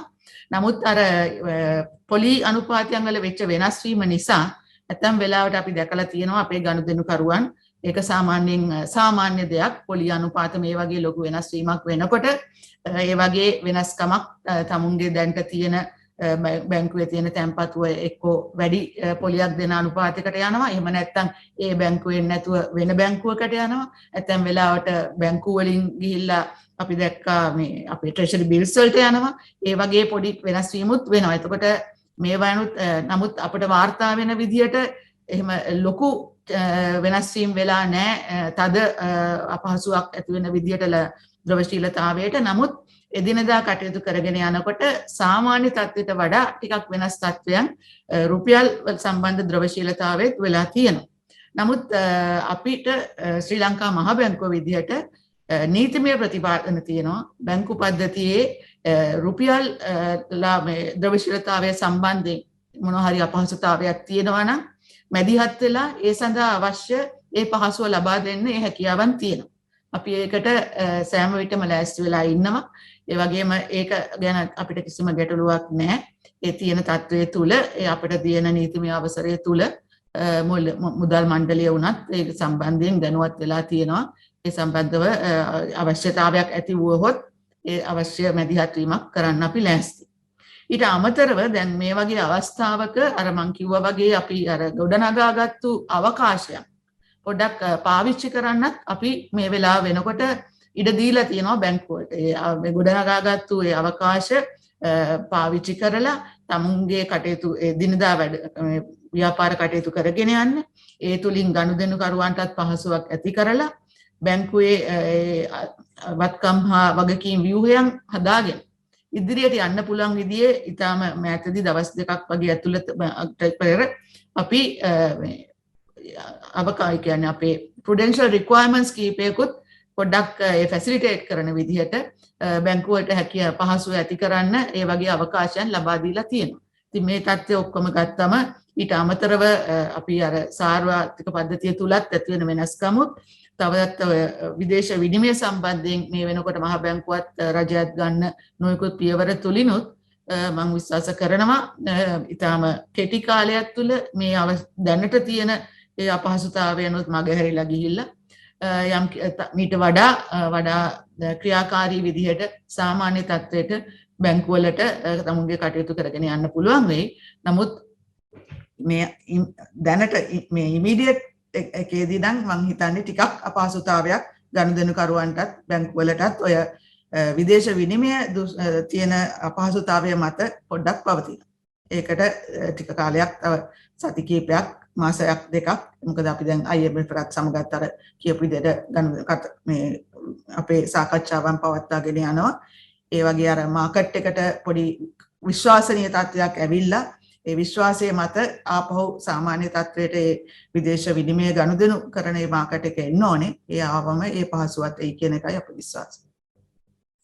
එහෙම ස්තුතියන්ත වෙනවා නියෝජ්‍යාධිපතිතුමියනි ඔබගේ ඉතාමත්ම නිරවුල් පැහැදිලි කිරීමට. මම හිතනවා අපේ සහභාගී වන්නන්ට මූල්‍ය පද්ධතිය පිළිබඳ විශේෂයෙන් බැංකු පද්ධතිය පිළිබඳ කරන වැරදි මතවාදයන් කිහිපයකටම ඔබතුමිය ඉතා හොඳින් පිළිතුරු ලබා දුන්නා. මා ඊළඟට සූදානම් වන්නේ අප ප්‍රශ්න සහ පිළිතුරු සැසියේ විද්වත් මණ්ඩලය තුළ සිටින සහකාර අධිපති ආරේ ජයලත් මහත්මයාට තව ප්‍රශ්නයක් යොමු කරන්නට. සහකාර අධිපතිතුමනි අපට ප්‍රශ්නයක් තිබෙනවා. කාලයක් පුරාවට ස්ථාවර ලෙස පවත්වාගෙන යනු ලැබූ විදේශ විනිමය අනුපාතිකය 2022 මාර්තු මාසයේදී සිට යම් වෙනස් කිරීමකට ලක් කරනු ලැබුවා. වෙළඳපොළ බලවේග මත තීරණය වෙන්නට එහෙම නැත්නම් වඩාත් නම්‍යශීලී වෙන්න ඉඩ තිබෙනු ලැබුවා. කෙසේ වෙතත් ඊට මෑතකදී දෛනික විනිමය අනුපාතිකයේ විචලනය සීමා කිරීම සඳහා යම් ක්‍රියාමාර්ගයක් ගනු ලැබුව බව ප්‍රකාශයට පත් වුණා. ප්‍රශ්නය වෙන්නේ මේ විනිමය අනුපාතිකයේ කළමනාකරණය කිරීමේදී සිදු කරන ලද මේ මෑත කාලින වෙනස්කම් පිළිබඳ පැහැදිලි කිරීමක් කරලා දෙන්නටයි කියලා. ස්තුතියි ජනක. මම හිතන්නේ ඉතා කාලීන ප්‍රශ්නයක්. අපි දන්නවා වෙළඳපොළ දිහා බැලුවම විදේශ විනිමය වෙළඳපොලේ පෞද්ගලික කාලේ දැකපු මෑත කාලේ දැකපු ලක්ෂණයක් තමයි ප්‍රධාන ලක්ෂණයක්. අධික විචලනයක් තිබුණා. හුඟක් අයට මේ මිල මට්ටම් කොච්චරද කියලා නිර්ණය කරගන්න බැරි වුණා. අද තියෙනකට වඩා ගොඩක් වෙනස් තත්ත්වයක් හෙට වෙනකොට පවතිනවා. නැත්නම් අද හවස් වෙනකොට පවතිනවා. මේ තත්ත්වය ඉතා හොඳ තත්ත්වයක් නෙමෙයි කුමන කෙනෙකුට උනා. එතකොට කෙනෙකුට අපිට ඕනනම් මිලක් ප්‍රකාශ කරන්න රුපියල් වලින් ඒක විදේශ විනිමයට සම්බන්ධ දෙයක් නම් ඒ දැන් ප්‍රකාශ කරන දේ තව පොඩකින් නිවැරදි නොවෙන්නේ. ඉතින් අනිත් පැත්තෙන් මිලදී ගන්න කෙනාටත් එහෙමයි. තීරණය කරන්න බෑ කොච්චරක් එනවද කොච්චරක් දෙන්න වෙනවද කියලා. ඉතින් මේක ආර්ථිකයකට හොඳ ලක්ෂණයක් නෙමෙයි. ඉතින් ඒක නිසා අපි ගොඩක් විශ්ලේෂණයන් සිද්ධ කළා. අවශ්‍ය පාර්ශවයන් එක කතා කරලා අපි දැක්කා මේ අධික විචලනය කියන එක හානිදායකයි. ඒ වගේම මේක දිගින් දිගටම යන්න දුන්නොත් අපේ ශ්‍රී ලංකා මුදලේ පිරිහීම දිගින් දිගටම වෙනවා.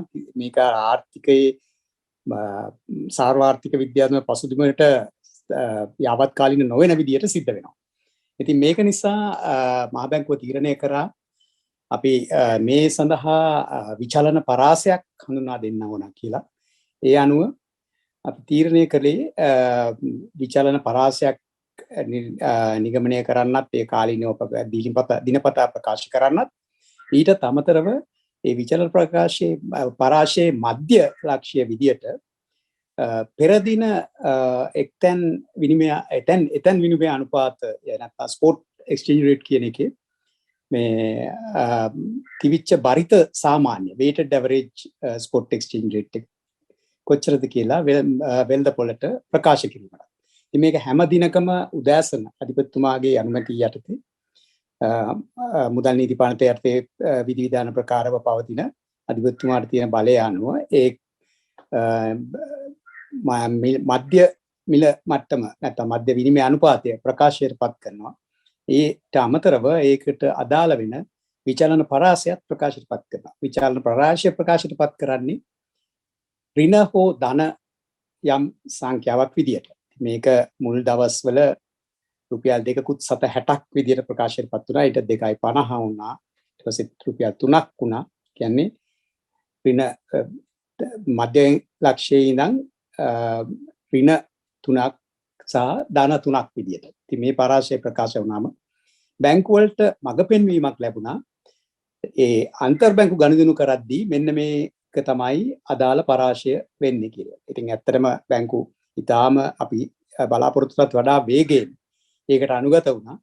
ඔවුන් ඒක විදියට කරන්න පටන් ගත්තා. අපි ඒකේ දැකපු දෙයක් තමයි අපි මේක ප්‍රකාශයට පත් කරන්න ඉස්සෙල්ලා අපි දැක්කා අර කළු කඩේ මිල නැත්තම් black market grey market price කියන එක exchange rate එක.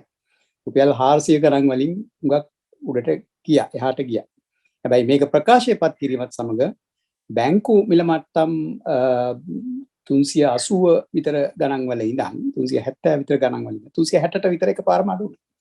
අඩු වෙනවත් එක්කම වෙච්ච අනිත් දේ තමයි මේක සහ කළු කඩේ මිල අතර තිබිච්ච වෙනස, මිල මට්ටමේ තිබිච්ච වෙනස අපි කියනවා මාජින් එක කියලා. ඒක සීග්‍රයෙන් අඩු වුණා. ඉතින් මේක ඉතා හොඳ ලක්ෂණයක්. ඒ වගේම අපි දැක්කා විනිමය අනුපාතය අධි ප්‍රමාණය වෙනවා. ගෙවන්න තියෙන රුපියල් ප්‍රමාණය පොඩි ප්‍රමාණයෙන් පවා අඩු වෙනවා. මේක අපිට අපි කැමති ප්‍රමාණයෙන්ම නැති වුණත් ටිකින් ටික මේක සිද්ධ වෙන බව අපිට දක්නට ලැබුණා. ඊළඟට අපි ඒකම දැකපු තවත් දෙයක් තමයි අර නීතිමය නොවන මුදල් මේ කියන්නේ ඉන්ෆෝමල් මාකට් කියනවා. නීතිමය නොවන වෙළඳ පොලේ නැත්නම් කළු කඩේට ගියපු මුදල් වලින් ප්‍රමාණයක් අපි නීතිමය පැත්තට යොමු වෙන්න බැංකු ක්ෂේත්‍රය කරා යොමු වෙන්න පටන් ගත්තා. ඉතින් මේ තත්වය බැංකු ක්ෂේත්‍රයේ තිබිච්ච අර ද්‍රවශීලතා ප්‍රශ්නය යම් තාක් දුරකට निराකරණය කරන්න උදව් වුණා. ඒකම අපිට අර මේ අපි ඔයගොල්ලෝ දන්නවා හැමෝම මේ අපේ තියෙන මේ විනිමය විදේශ විනිමය ප්‍රශ්නය නිසා භාණ්ඩ හා සේවා නිසි පරිදි අපිට ගෙන්න ගන්න ලැබෙන්නේ නැහැ. ඉතින් ඒකට නිසාම අපි තවත් මේකට උදව් වෙන්න තව කාරණා කීපයක් අනුගමනය කරා. ක්‍රීම පිළිවෙත් කීපයක් අනුගමනය කරා. ඒවා තමයි අපි අර විවෘත ගිණුම් නැත්නම් ඕපන් accounts කියන එක නවත්තපු එක. ඊළඟට මාජින් කියන එක ඒකට හැම ණයවර ලිපියක් විවෘත කරනකොටම ඒකට අදාළව යම් තැන්පතුවක් බැංකුව වෙත කරන්න ඕනේ. ඒක තැන්පතුව පවත්වාගෙන යන්නත් ඕන කියලා නිගමනයන් කීපයක් කරා. ඒ අනුව ඒ පහසුවෙන් කළු කඩේ හරහා යන්න තිවිච්ච මුදල් ආනයනකරුවන් වෙත යන්න තිවිච්ච මුදල් ප්‍රමාණය නැවතුණා. නැවතුණාම ඒ මුදල් ටිකත් නැවත අර නියම නිත්‍ය මුදල් පාසුකම් වෙත යොමු වුණා. ඒ කියන්නේ නියම ෆෝමල් මාකට් එක පැත්තටම ආවා. ඒකත් අපේ අර ද්‍රව ශිල්ප ප්‍රශ්නය සෑහෙන දුරට විසඳන්න උදා වුණා. මේ තත්ත්වය අනුව අපි දැක්කා විනිමය අනුපාතයේ ටික ක්‍රමක්‍රමයෙන් නියම තත්ත්වයකට පත් වෙනවා. අපි සම්පූර්ණයෙන් සන්තෝෂ වෙන්නේ නැහැ මේ ප්‍රමාණය ප්‍රමාණවත් කියලා. ඒක තවදුරටත් වෙන්න ඕන කියලා අපි විශ්වාස කරනවා. මොකද ෆෝමල් මාකට් එකට එන මුදල් ප්‍රමාණය වැඩි වුණාම අපේ ඉන්ෆෝමල් මාකට් එකට යන්න ඕන මුදල් ප්‍රමාණය යන්න බැරි වුණාම ඒක ප්‍රයෝජනෙට ගන්න බැරි වුණාම ඒ මුදලුත් නැවත අර නීති අනුකූල ක්‍රමවේදයට ඇතුළත් වෙන්න සිද්ධ වෙනවා. මේත් එක්ක මේ විනිමය අනුපාතයේ ස්ථාවර වීම ඇති වුණා. මෙන්න මේක තමයි අපි කරපු වෙනස් වීම. මම හිතන්නේ ඒක හැමෝටම උදව් වෙන්නේ නැති, ප්‍රයෝජනවත් වෙන්නේ නැති තමන්ගේ වැඩ කටයුතු කිරීමෙන්. බොහොම ස්තුතියි සහකාරාධිපතිතුමනි ඔබට ඉතාමත් නිරාවුල් පැහැදිලි කිරීම සම්බන්ධයෙන්. ඒ වගේම අපි දන්නවා පසුගිය දවස්වල වැඩිපුරම සාකච්ඡාවට ලක් වෙච්ච මාතෘකාවක් තමයි මේ ශ්‍රී ලංකා මහා බැංකුවේ මුදල් අච්චු ගැසීම සම්බන්ධයෙන්. ඒ සම්බන්ධෙමුත් ප්‍රශ්න කිහිපයක්ම අප වෙත යොමු වෙලා තිබෙනවා. මම කැමති මෙම ප්‍රශ්නය අපේ විද්වත් මණ්ඩලයේ සිටින ආර්ථික පර්යේෂණ දෙපාර්තමේන්තුවේ අධ්‍යක්ෂ ආචාර්ය පී.ජී. හරිස්චන්ද්‍ර මහත්මයාගෙන් විමසන්නට. ශ්‍රී ලංකා මහා බැංකුවේ දත්ත අනුව 2019 අවසාන වෙනකොට ඉතා අඩු වගයක තිබුණු ශ්‍රී ලංකා මහා බැංකුව සතු භාණ්ඩාගාර බිල්පත් තොගය 2020 වසරේ සිට මේ දක්වාම ඉතා විශාල ප්‍රමාණයක් වැඩි වෙලා තිබෙනවා. එහෙම නැත්නම් අධික ලෙස මුදල් මුද්‍රණය කරලා තිබෙනවා කියලා ප්‍රකාශ කරනවා. ඉතින් ප්‍රශ්නය වෙන්නේ ඇයි ශ්‍රී ලංකා මහා බැංකුව මෙලෙස විශාල මුදල් ප්‍රමාණයක් අච්චු දෙන්නේ print කරේ? මෙමගින් වන අහිතකර බලපෑම් මොනවද? අහිතකර බලපෑම් තියෙනවා නම් ඇයි ශ්‍රී ලංකා මහා බැංකුවට බැරි එකවරම වහම මේ අලුතින් මුදල් නිකුත් කිරීම නවත්තන්නට? අධ්‍යක්ෂතුමනි. ඔව් ජනක මේ ප්‍රශ්නයත් අපි ගොඩක් වෙලාවට දකින්නවා මේ ගොඩක් තැන්වලදී අහනවා අපි උත්තර දීලා තියෙනවා. දැන් මේ ප්‍රශ්න ටික පසුබිමක් තියෙනවා මේ ඇයි මහ බැංකුව භාණ්ඩාගාර බිල්පත් ප්‍රාථමික වෙළඳපොළෙන් ගත්තේ කියන එක. දැන් මුදල් අච්චු ගැසීම කියන එක සහ ප්‍රාථමික වෙළඳපොළෙන් භාණ්ඩාගාර බිල්පත් මිලදී ගැනීම කියන එක අතර යම් සම්බන්ධයක් තියෙනවා. නැත්නම් නැහැ. නමුත් අපි මේ මහ බැංකුවේ වාර්ෂික වාර්තාවේ මුදල් මෙච්චර ප්‍රමාණයක් අච්චු ගැසුවා කියන එතන ඒ පැහැදිලි කිරීමක් කරන්නේ නැහැ. මොකද අපි මුදල් සැපයුම අංශයෙන් බලනකොට අපි යම් කිසි සංඛ්‍යාන ඉදිරිපත් කිරීමේ ක්‍රමවේදයක් අනුව තමයි ඉදිරිපත් කරන්නේ. දැන් දර්ශක කීපයක් වලින් බලන්න පුළුවන් මේ මුදල් සැපයීමේ වර්ධනය කොහොමද වුනේ කියලා. උදාහරණයක් විදිහට සංචිත මුදල් වල වර්ධනයක් තියෙනවා නම් ඒක බලන්න පුළුවන් කොහොමද වුනේ කියලා. පුළුල් මුදල් සැපයීමේ වර්ධනය දිහා බලන්න පුළුවන්. තව සංසරණය වෙන මුදල් ප්‍රමාණයේ යම් වර්ධනයක් මතක බලන්න පුළුවන්. එහෙම නැත්නම් අන්තර් බැංකු වෙළඳපොළේ ද්‍රවශීලතාවය මට්ටම දුන්නේ කියලා බලන්න පුළුවන්. සහ ඒ වගේම භාණ්ඩාගාර බිල්පත් කුප්පන ප්‍රමාණයක් මහ බැංකුව විසින් මිලදී ගත්තා කියලා බලන්න පුළුවන්. එතෙන්දී යම් පැහැදිලි කිරීමක් කරන්න ඕනේ අපි විවට වෙළඳ කටයුතු කරනවා. එතෙන්දී අපි වාණිජ්‍ය බැංකුව වලින් භාණ්ඩාගාර බිල්පත් ගන්නවා. සහ ඒ පැත්තටම සිද්ධ වෙනවා ඒක ද්‍රවශීලතා අවස්ථාවේ අනුව. ඉතින් කෙසේ වෙතත් අපි කවුරුත් දන්න කාරණයක් තමයි මහ බැංකුවට සිද්ධ වුණා ප්‍රාථමික වෙළඳපොළෙන් භාණ්ඩාගාර බිල්පත් මිලදී ගන්න. ඒකට විශේෂ හේතුවක් වුණා මේ කොවිඩ් තත්ත්වය නිසා ඇතිවෙච්ච ආර්ථික කටයුතු වල මන්දගාමී ස්වභාවය නිසා රජයේ ආදායමේ සැලකිය යුතු අඩුවීමක් සිදු වුණා. එක පැත්තකින් 2019 වසර අග ක්‍රියාත්මක කළ බදු ප්‍රතිපත්තිය වෙනස් වීම නිසා බිලියන 500ක වගේ ඊට වැඩි ප්‍රමාණයක් රාජ්‍ය භාණ්ඩාගාරයට අහිමිවීමක් වුණා කියන එක ඒක පොදුයි අපි දන්න කාරණයක්. නමුත් ඒ පසුබිම වෙනස් පසුබිමක් තුළ තමයි මේ බදු ප්‍රතිපත්ති වෙනස ක්‍රියාත්මක කළේ. නමුත් ඊට පස්සේ තමයි මේ කොවිඩ් වසංගතය ආවේ. නමුත් ඒ බදු ප්‍රතිපත්තියේ වෙනස් වීම නැවත සලකා බැලීමක් සිදු නොවෙච්ච නිසා මේ ආණ්ඩුවට ලැබිය යුතු මුදල් ප්‍රමාණය සැලකිය යුතු ප්‍රමාණයක් නැති වුණා. ඒතකොට ඒ තත්ත්වය තුළ කොහොමද ආණ්ඩුවක් වියදම් කරන්නේ? විශේෂයෙන්ම වසංගත තත්ත්වයක් තුළ සෞඛ්‍ය අංශයට විශාල වියදම් ප්‍රමාණයක් අවශ්‍ය වෙනවා. ඒ වගේම වැටුප් සහ වේතන විශ්‍රාම ගෙවීම් සහ අනෙකුත් වියදම් පියවා ගන්න ආණ්ඩුවට අවශ්‍ය වෙනවා.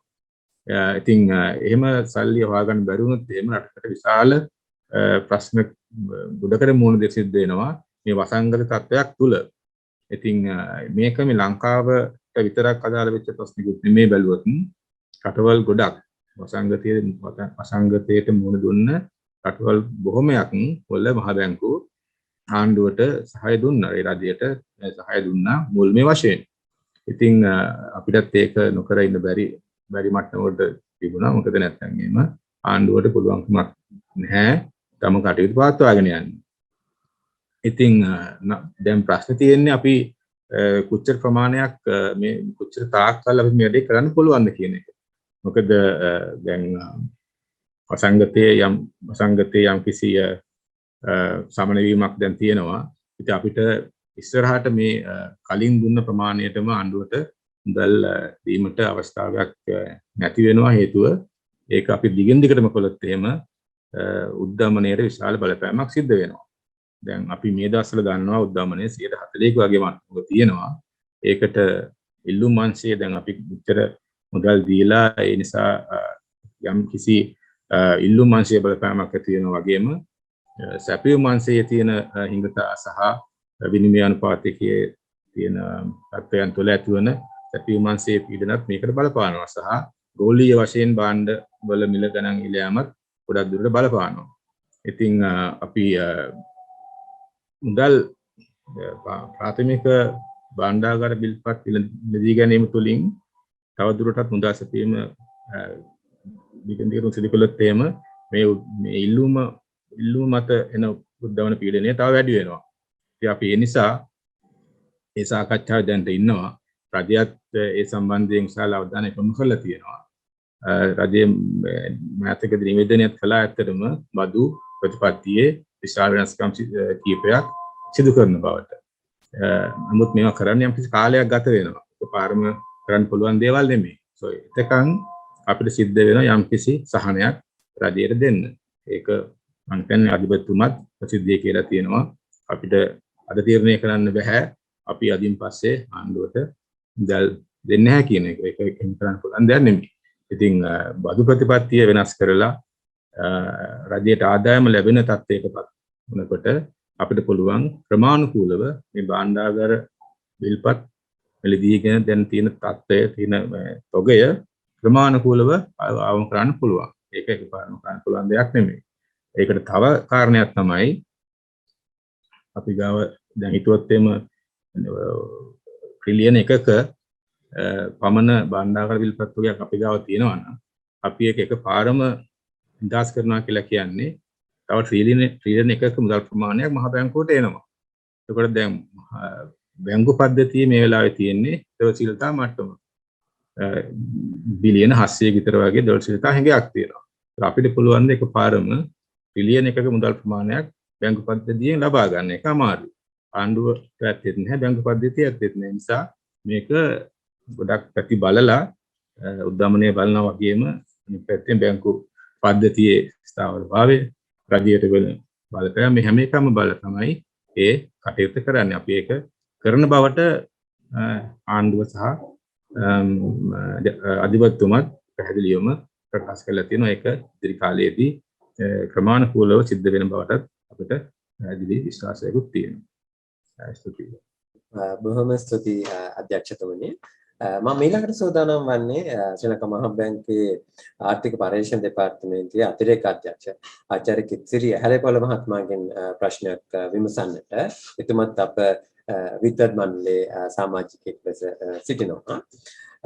ගොඩක් වෙලාවට පහුගිය දවස්වල අපිට දකින්නට ලැබුණා නිරන්තරයෙන්ම මේ උපයෝගීතා විදුලි බිල සහ බලශක්ති මිල තීරණය කිරීමේදී මහා බැංකුවේ නමත් සාකච්ඡාවට ලක් කරා.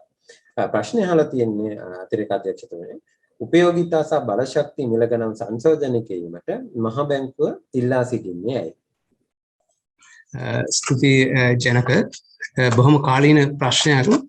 ඔබ දන්නා පරිදි ශ්‍රී ලංකාවේ රජය සතු වාණිජ ව්‍යවසායයන් පසුගිය දශක ගණනාවක් පුරා හොඳට අපි බැලුවොත් එහෙනම් අපිට පේනවා විශාල වශයෙන් ලාභ පාඩු ලබමින් ලාභයක් නොලබමින් රජයේ අයවැය මත විශාල බලපෑමක් ඇති කරන රජයේ අයවැය එහෙම නැත්නම් රජයේ අරමුදල් වලින් තමයි ඒගොල්ලෝ ගොඩක් නඩත්තු වෙන සහ ඒ කටයුතු පවත්වාගෙන යන්නේ. මෙම කාරණේ අතරම ආචාර්ය පද්මේදී විසිනුත් අද දින අවධාරණය කරනු ලැබුවා. මේ පිළිබඳව අපේ වාර්ෂික වාර්තාවෙත් විශේෂයෙන්ම මේක සාකච්ඡා කරලා තියෙනවා. දැන් ඒකට පසුගිය කාලෙ තිස්සේම මේ විදිහට රජයට පුළුවන් වුණාට යම්කිසි ආකාරයක සහයෝගයක් දෙන්න මේ මූල්‍ය කටයුතු කරගෙන යන්න එවැනි ආයතනවල දැනට පවතින ආර්ථික අර්බුදය හමුවේ තවදුරටත් මේකට දිගටම පවත්වාගෙන යන්නට රාජ්‍ය මූල්‍ය අවකාශයේ ඉඩක් නැහැ. මොකද ඊටාම අපහසු තත්ත්වකින් තමයි රජය සොකීය කටයුතු පවත්වාගෙන යන්නේ මූල්‍යම පැත්තේ. මොකද දැන් කලින් සාකච්ඡා වුණු විදිහට රජයේ අරමුදල් රැස් කිරීම එහෙම නැත්නම් රෙවෙනියු කලෙක්ෂන් එක බොහොම දුර්වල මට්ටමකට පත් වෙලා තියෙනවා. ඒ නිසා තමයි අපිට මේ ට්‍රෙෂරි බිල්ස් එහෙම නැත්නම් භාණ්ඩාගාර බිල්පත් නිකුත් කරලා ආදායම හොයාගන්න අවශ්‍ය තත්ත්වයකට පත් වෙලා තියෙන්නේ. මේ අනුව අවම වශයෙන් එවැනි නිෂ්පාදන හා සේවාන් සඳහා පිරිවැයවත් ආවරණය කරගන්න පුළුවන් වන විදිහට බලශක්ති මිල ගණන් විශේෂයෙන්ම ඉහළ දැමීමට එහෙම නැත්නම් අවශ්‍ය වන විදිහට පහළ දැමීමටත් මේ දෙපැත්තටම ඇඩ්ජස්ට් කිරීමේ අවස්ථාවේ තියෙනවා. මේ විදිහට බලශක්ති මිල ගණන් සහ අනිකුත් ඒ ජල විදුලිය වැනි උපයෝගිතාවයන්ගේ මිල ගණන් සංශෝධනයකට අවශ්‍යතාවය පවතින අතරම කෙසේ නමුත් මේ පවත්න ඉහළ උද්දමනකාරී පසුබිම යටතේ එහෙම මිල සංශෝධනයකට ගියොත් එහෙම අවධානයට ලක්විය හැකි කාණ්ඩ සමාජයේ ඉන්න බවත් රජය හොඳින් හඳුනාගෙන තියෙනවා. ඒ වගේම මේගොල්ලන්ට වෙන්න පුළුවන් අයහපත් බලපෑමත් රජය විසින් හඳුනාගෙන තියෙනවා. ඒ අනුව එවැනි මිල සංශෝධනය කිරීම සමග මේ සමාජ ආරක්ෂණ ජාල ශක්තිමත් කිරීමේ අවශ්‍යතාවය විශේෂයෙන්ම සැලකිල්ලට අරගෙන තියෙනවා. ජාත්‍යන්තර මූල්‍ය අරමුදල සමග එළඹීමට නියමිත මූල්‍ය වැඩසටහන යටතේ මෙම සමාජ ආරක්ෂණ ජාල ශක්තිගත කිරීම විශේෂ අවශ්‍යතාවයක් විදිහට හඳුනාගෙන තියෙනවා. මේ අතර පවතින සානුබල සහිත මිල ව්‍යුහය දැනට පවත්වන මිල ව්‍යුහය රාජ්‍ය ව්‍යාපාරයන් ව්‍යවසායකයන් දැඩි ලෙස රාජ්‍ය බැංකු මගින් තම මූල්‍යයන් සපුරා ගැනීමට අවස්ථාවක් කරගෙන තියෙනවා. මොකද බොහොම අඩු මිල ගණන් සඳහා යටතේ තමයි මේවා සපයන්නේ. නිසා උන්ට තම පැවැත්ම සඳහා රාජ්‍ය බැංකු මත විශේෂයෙන් රැඳී සිටීමට ලොකු රැඳියාවක් ඇතිවීමට හේතුවක් වෙලා තියෙනවා. ඒකෙන් විශේෂයෙන්ම මූල්‍ය පද්ධතිය ස්ථායීතාවය දැඩි ලෙස පීඩනයකට ලක් වෙලා තියෙනවා. ඒ වගේම පුද්ගලිකාංශය ආයෝජන වලට තියෙන අවස්ථාවත් සීමා වීමක් සිදු කරලා තියෙනවා. ඒත් එක්කම එකවරක සිදු කරන විශාල මිල සංශෝධන කිරීම වළක්වා ගනිමින් වෙළඳපොළ මිල වෙනස් වීමට අනුකූලව වෙළඳපොළ මිල වෙනස් වීම පෙන්눔 කරන පරිදි උපයෝගිතාවයන්ගේ සහ බලශක්ති මිල ගණන් නිතිපතා කුඩා ප්‍රමාණ වලින් සංශෝධනය කිරීමේ අවස්ථාව ගැළපීමේ අවස්ථාව මහ බැංකුව විසින් කාලයක් තිස්සේ පෙන්වා දීලා තියෙනවා. එහෙම කරා නම් මේ පාරිභෝගිකයන්ට මේ දැරිය නොහැකි බලපෑම් එන්නේ නැහැ. වර්තමානයේදී මෑතකදී සිදු වුණා වගේ අපි එතකොට කාලයක් තිස්සේ කියන්නේ ඒ කාලයට අනුව වෙළඳපොළ මිල ගණන් එක්ක ගැළපීම් සිදු කරන්න කුඩා ප්‍රමාණ වලින් ඉතිපතා. ඒතකොට එහෙම කරාම ඒක අතකින් පාරිභෝගිකයට විශාල අපහසුතාවකින් තොරව ඒවට මුහුණ දෙන්නත් පුළුවන්. අනෙක් අතට රාජ්‍ය ව්‍යවසායවල මූල්‍ය ශක්තිතාවය සඳහා පහසුකම් සැලසෙනවා. උන්ට තමන්ගේ කටයුතු ස්වාධීනව කරගෙන යන්න රාජ්‍ය මූල්‍ය මත ලොකු බලපෑමක් ඇති නොකර. බොහොම ස්තුතියි. බොහොම ස්තුතියි කිසිරේ මහත්මයා. මම ඊළඟට සූදානම් වන්නේ නැවතත් සහකාර අධිපති ජයලත් මහත්මයාගෙන් ප්‍රශ්නයක් යොමු කරන්න. මහත්මයා වෙත ප්‍රශ්නයක් යොමු කරන්නට. සහකාර අධිපතිතුමනි ප්‍රශ්නයක් තිබෙනවා. නිත්‍ය ණය පහසුකම් අනුපාතිකය 14.5ක් වන විට භාණ්ඩාගාර බිල්පත් පනදා අනුපාතිකය 25ක් අද දවසේ නම් ඊට වඩා අඩු වුණා. පමණ වන්නේ ඇයි? ඉහළ භාණ්ඩාගාර පළදා අනුපාතිකය අයවැය හිටිය රජයේ මහජනතාව ශුද්‍ර කුඩා හා මධ්‍ය පරිමාණ ආයතන සහ බැංකු මත යම් විනාශකාරී බලපෑමක් ඇති කරනවා නේද කියලා තමයි ප්‍රශ්නය අහන්නේ. සාකච්ඡා අධිපතිතුමනි. බොහොම ස්තුතියි. මම හිතන්නේ පැහැදිලි කිරීමක් කරනවා නම් අපේ නිත්‍ය ණය අනුපාතිකයේ අපි මහ බැංකුව සමග කරන ගණසුන් සඳහා තමයි නියම කරන්නේ. එතකොට මහ බැංකුවෙන් මුදල් ලබා ගන්නකොට ණය පාසුකම් ලබා ගන්නකොට නැත්නම් තැන්පතු කරනකොට තමයි ඒක වළංගු වෙන්නේ. ඒක බැංකුව වලට සාමාන්‍යයෙන් මඟ පෙන්වීමක් සලස්වනවා මේ ගනුදෙනු වලදී. අපි දන්නවා භාණ්ඩාගාර බිල්පත් කියනවා වෙළඳ පොලේ ගනුදෙනු වෙනවා. එතකොට ඉල්ලුම හා සැපයුම අනුව තමයි ඒක තීරණය වෙන්නේ කොයි වෙයිද කියලා. මේ ප්‍රශ්නය සාධාරණයි. ඒක නිත්‍ය ණය අනුපාතයන්ට සමගාමී වෙන්න ඕන සෑහෙන දුරට. ඉතින් මේ අවස්ථාවේදී මම හිතන්නේ දේශකතුමත් පැහැදිලි කරා කලින් අපිට තියුණා උපරිමයක් කියලා පනවල ඒ වගේම රජයේ ඉල්ලුම බලපානවා කියලා කිව්වා. මේ වගේ කරුණු රාශියක් මේකට බලපානවා. ඉතින් ඒ සමගම අපි දන්නවා භාණ්ඩාගාර බිල්පත් වල ඉල්ලුම් කරන්නේ විශාල වශයෙන් ඔය මුදල් වැඩිපුර තියෙන ආයෝජනය දිගටම කරන ඒ වගේ අය. ඒගොල්ලෝ බලනවා තමන්ගේ ආදායමට හම්බෙන ප්‍රතිලාභය කොච්චරද කියන එක. ඒකට බැංකු පොලි අනුපාතයකදී අපි බලන්නේ බැංකුව තමයි මේක නිර්මාණය කරන්නේ. බැංකුවේ පොඩි ආයගෙන් එකතු කරගන්නේ. එතකොට බැංකු පොලි අනුපාතය ඒ වගේ වැඩි උඩ තියුන්නේ නැහැ. හැබැයි භාණ්ඩාගාර බිල්පත් අනුපාතය සාමාන්‍යයෙන් අපිට බැංකු වලට දැනුම් දෙනවා මේක තමයි කෙටි කාලීනව මේගොල්ලන්ට ලබා ගන්න පුළුවන් ප්‍රතිලාභය තමන්ගේ අජරණ කියලා. ඉතින් සැපයුම අඩු වෙලා ඉල්ලුම වැඩි වුණාම මිල මට්ටම ඉහළ යනවා. මේක තමයි ඉතින් සාමාන්‍යයෙන් සිද්ධ වෙන්නේ. ඉතින් මේක අපිත් දකිනවා මේ වැඩිවීම ඉතාම අධිකයි කියලා. උදාහරණයක් විදිහට අපේ නිත්‍ය පාසුකම් අනුපාතවල පදනම් අංක 900ක් විතර වැඩි වෙනකොට මේ භාණ්ඩාගාර බිල්පත් වැඩිවීම ඒ වගේ දෙගුණයක් විතර වුණා. ඉතින් මේ තත්ත්වය වෙන්නේ අර රජයේ ඉල්ලුමත් අඩු වෙලා නැහැ. අපි දන්නවා රජයේ ආදායම අඩු වුණා. ආදායම පියව ගන්න ඕන. එක්ක මහ බැංකුවෙන් දෙන්න ඕන. මහ බැංකුවෙන් දෙන ප්‍රමාණය අඩු වෙනකොට ඒක ලබා ගන්න ඕන මුල්‍ය මේක තමයි උනේ. ඒ වුණත් කාලීනව ඒ තත්ත්වය දැන් ජනක මහත්තයත් කිව්වා වගේ අඩු වෙමින් පවතිනවා. ඒ පැත්තෙන් ඔබගෙනුත් සෑහෙන මහජනතාව විදිහටත් සෑහෙන උදව්වක් සිද්ධ වුණා. ඔබත් දැක්කා මේ බිල්පත්වල මිල වැඩි කියලා. මහජනතාව වෙනදා ඒකේ ආයෝජනය ඒ වගේ උපකරණ වල ආයෝජනය නොකරපු අය මෙම උපකරණ වල ආයෝජනය සඳහා බැංකු වලින් ඉල්ලන්න පටන් ගත්තා. බැංකු වලට හුඟක් වෙලාවට ඒ ප්‍රමාණ සපයන්නත් අපහසු වුණා.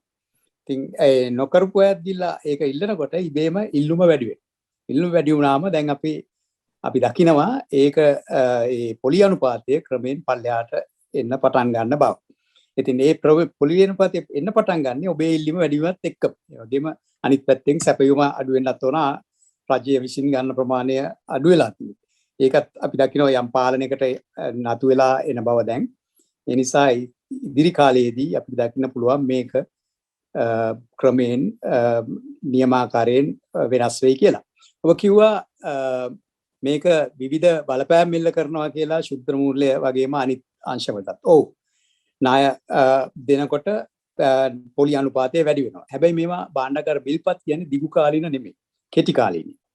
ඒතර කෙටි කාලීනව මේ අපි මේ වගේ අර ස්ථායීකරණ වැඩපිළිවෙලක් අරගෙන යනකොට අර ක්ෂණික වැඩිවීමක් වුණාම මේ වගේ දේවල් වෙන්න පුළුවන් ආර්ථිකය. ඒ වුණාට අපි කාලයත් එක්කම මේවා සමනය වෙලා යථා තත්ත්වයටපත් වෙනවා. ඒක තමයි අපිට දකින්න පුළුවන්.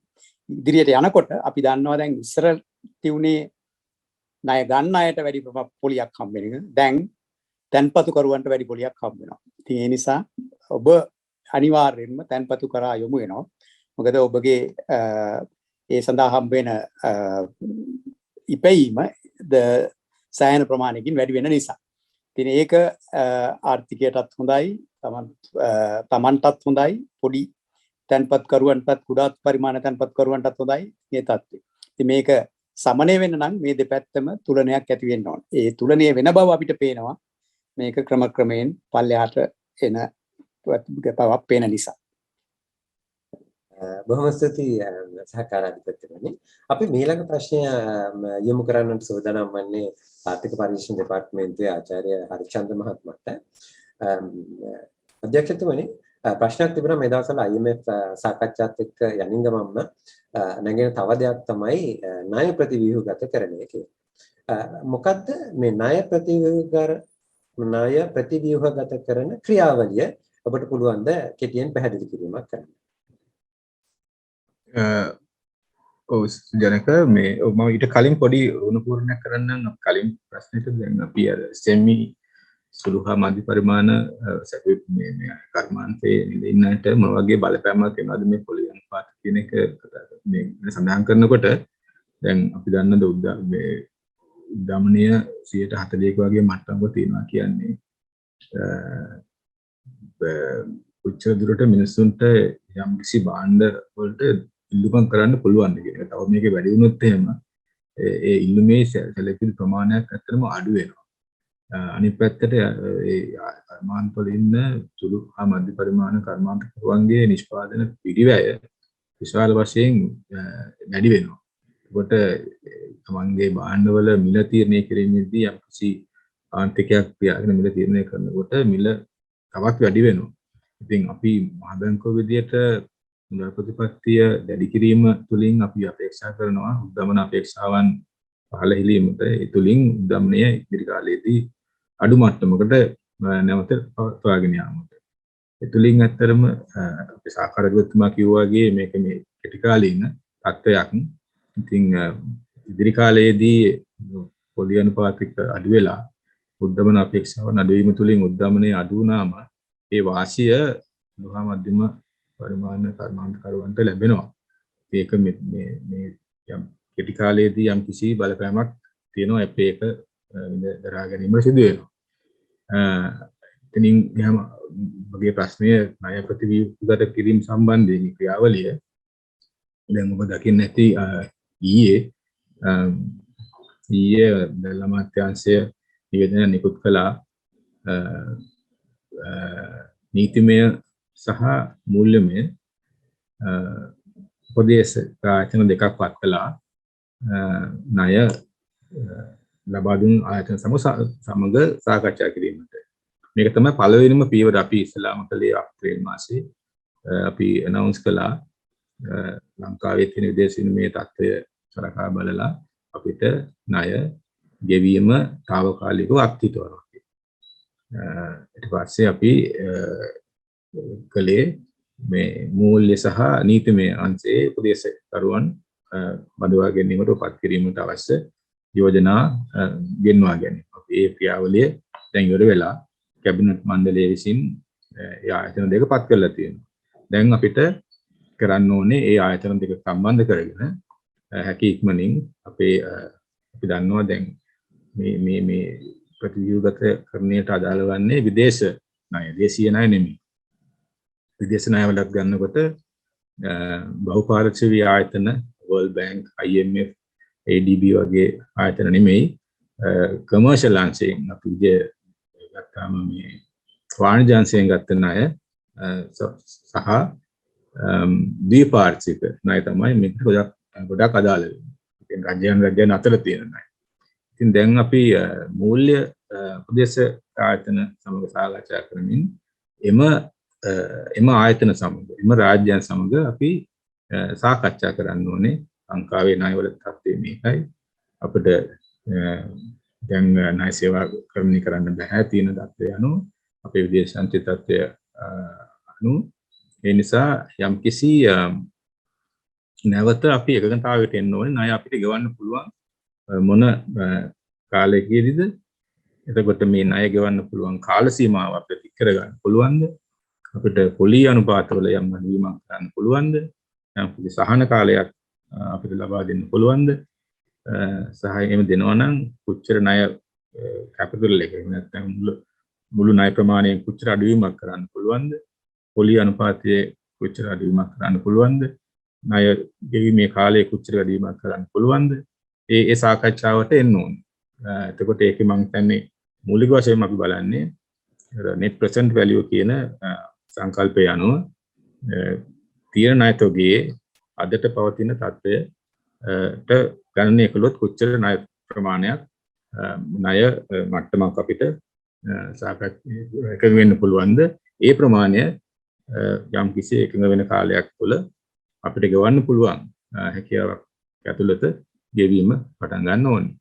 එහෙම කරන්නේ ලංකාවේ අපි කියනවා debt sustainability කියන එක. ණයවල ස්ථාවරභාවය පවත්වාගෙන යන්න නම් අපි කොපමණ ප්‍රමාණයකින්ද අපිට අලුතෙන් ණය ගන්න පුළුවන් සහ අපිට ණය ගෙවීම හැකියාව තියෙන කියන සංකල්පය තමයි එතන ප්‍රධාන වශයෙන්ම බලපාන්නේ. අපේ ණයවල ස්ථාවරභාවය පවත්වා ගනිමින් ඉදිරි කාලය තුල අපි කොහොමද ණය ගැනීම සහ ණය පියවීම සිදු කරන්නේ කියන කාරණය තමයි එතන සාකච්ඡා වෙන්න ඕනේ. ඒකට අන්තර්ජාතික මූල්‍ය ආධාර මුදල සම්බන්ධ වෙනවා මේ අපි බඳවාගත් ආයතන දෙක සමග.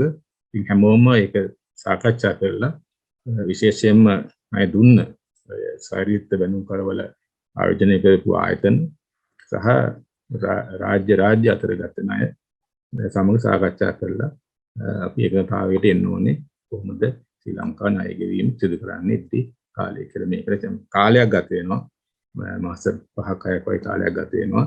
නමුත් ඒක ඒ කාලය අරගෙන එකතාවයට ආවට පස්සේ එතනින් යාට අපිට අපේ සැලැස්ම පැහැදිලි ක්‍රියාත්මක කරන්න පුළුවන්. දැන් තමයි කියන්න පුළුවන්. බොහොම ස්තුතියි අධ්‍යක්ෂතුමනි. ඒත් එක්කම මම හිතන්නේ අපි ඉතාමත්ම හරවත් සාකච්ඡාවක නිරත වුණා. පුරා පැයකට ආසන්න කාලයක් ප්‍රශ්න සහ පිළිතුරු සැසිය තුළ. ඒ වගේම පුරා පැය දෙකකට ආසන්න කාලයක් මෙම ඉදිරිපත් කිරීම තුළ. දැන් අපි කාලයත් එක්ක පැමිණ සිටිනවා අපේ වැඩසටහනේ අවසානය කරා. වැඩසටහන අවසන් කරන්නට මත්තේ මා කැමැති මෙම වැඩසටහන සාර්ථක කර ගැනීමට අපට දායකත්වයේ දැක්වූ නියෝජ්‍ය අධිපති ඉවට් ප්‍රනන්දු මහත්මිය, ඒ වගේම ශ්‍රී ලංකා මහා බැංකුවේ ආර්ථික පරීක්ෂණ දෙපාර්තමේන්තුවේ අධ්‍යක්ෂ හරිචන්ද්‍ර මහත්මාචාර්ය, ඒ වගේම සහකාර අධිපති ආර්.ඒ. ජාලත් මහත්මයා, විද්වත් පැනල් මණ්ඩලයේ සිටි කිත්සිරි ඇහැලේපොළ මහත්මයාටත් විශේෂයෙන්ම ස්තුතිවන්ත වෙන්නට. ඒ වගේම පුරා පැයකට ආසන්න කාලයක් ශ්‍රී ලංකා මහා බැංකුවේ වාර්ෂික වාර්තාවෙන් පිළිබිඹුවන ආර්ථික තත්ත්වය පිළිබඳ දේශනයක් කරන ලැබූ ආචාර්ය ලසිත පද්දේවිය මහත්මයාටත් අපි බෙහෙවින්ම ස්තුතිවන්ත වෙනවා. අවසාන වශයෙන් ශ්‍රී ලංකා මහා බැංකුව මෙම ඉදිරිපත් කරන ලද වාර්ෂික වාර්තාව ඔබ වෙත ගැනීමට අපට සහාය දැක්වූ බැංකු විධිපියසටත් අපි ස්තුතිවන්ත වෙනවා. විශේෂයෙන්ම මේ දක්වා මේ ඉතාමත්ම අභියෝගාත්මක කාලයක අප සමග සම්බන්ධ වුණු ඔබ සැමටම අපි ස්තුතිවන්ත වෙනවා. නැවතත් මෙවැනි වැඩසටහනකින් ශ්‍රී ලංකා මහා බැංකුව හරහා අපි ඔබ සම්බන්ධ වෙමු. ඔබට සුබ සන්ධ්‍යාවක්.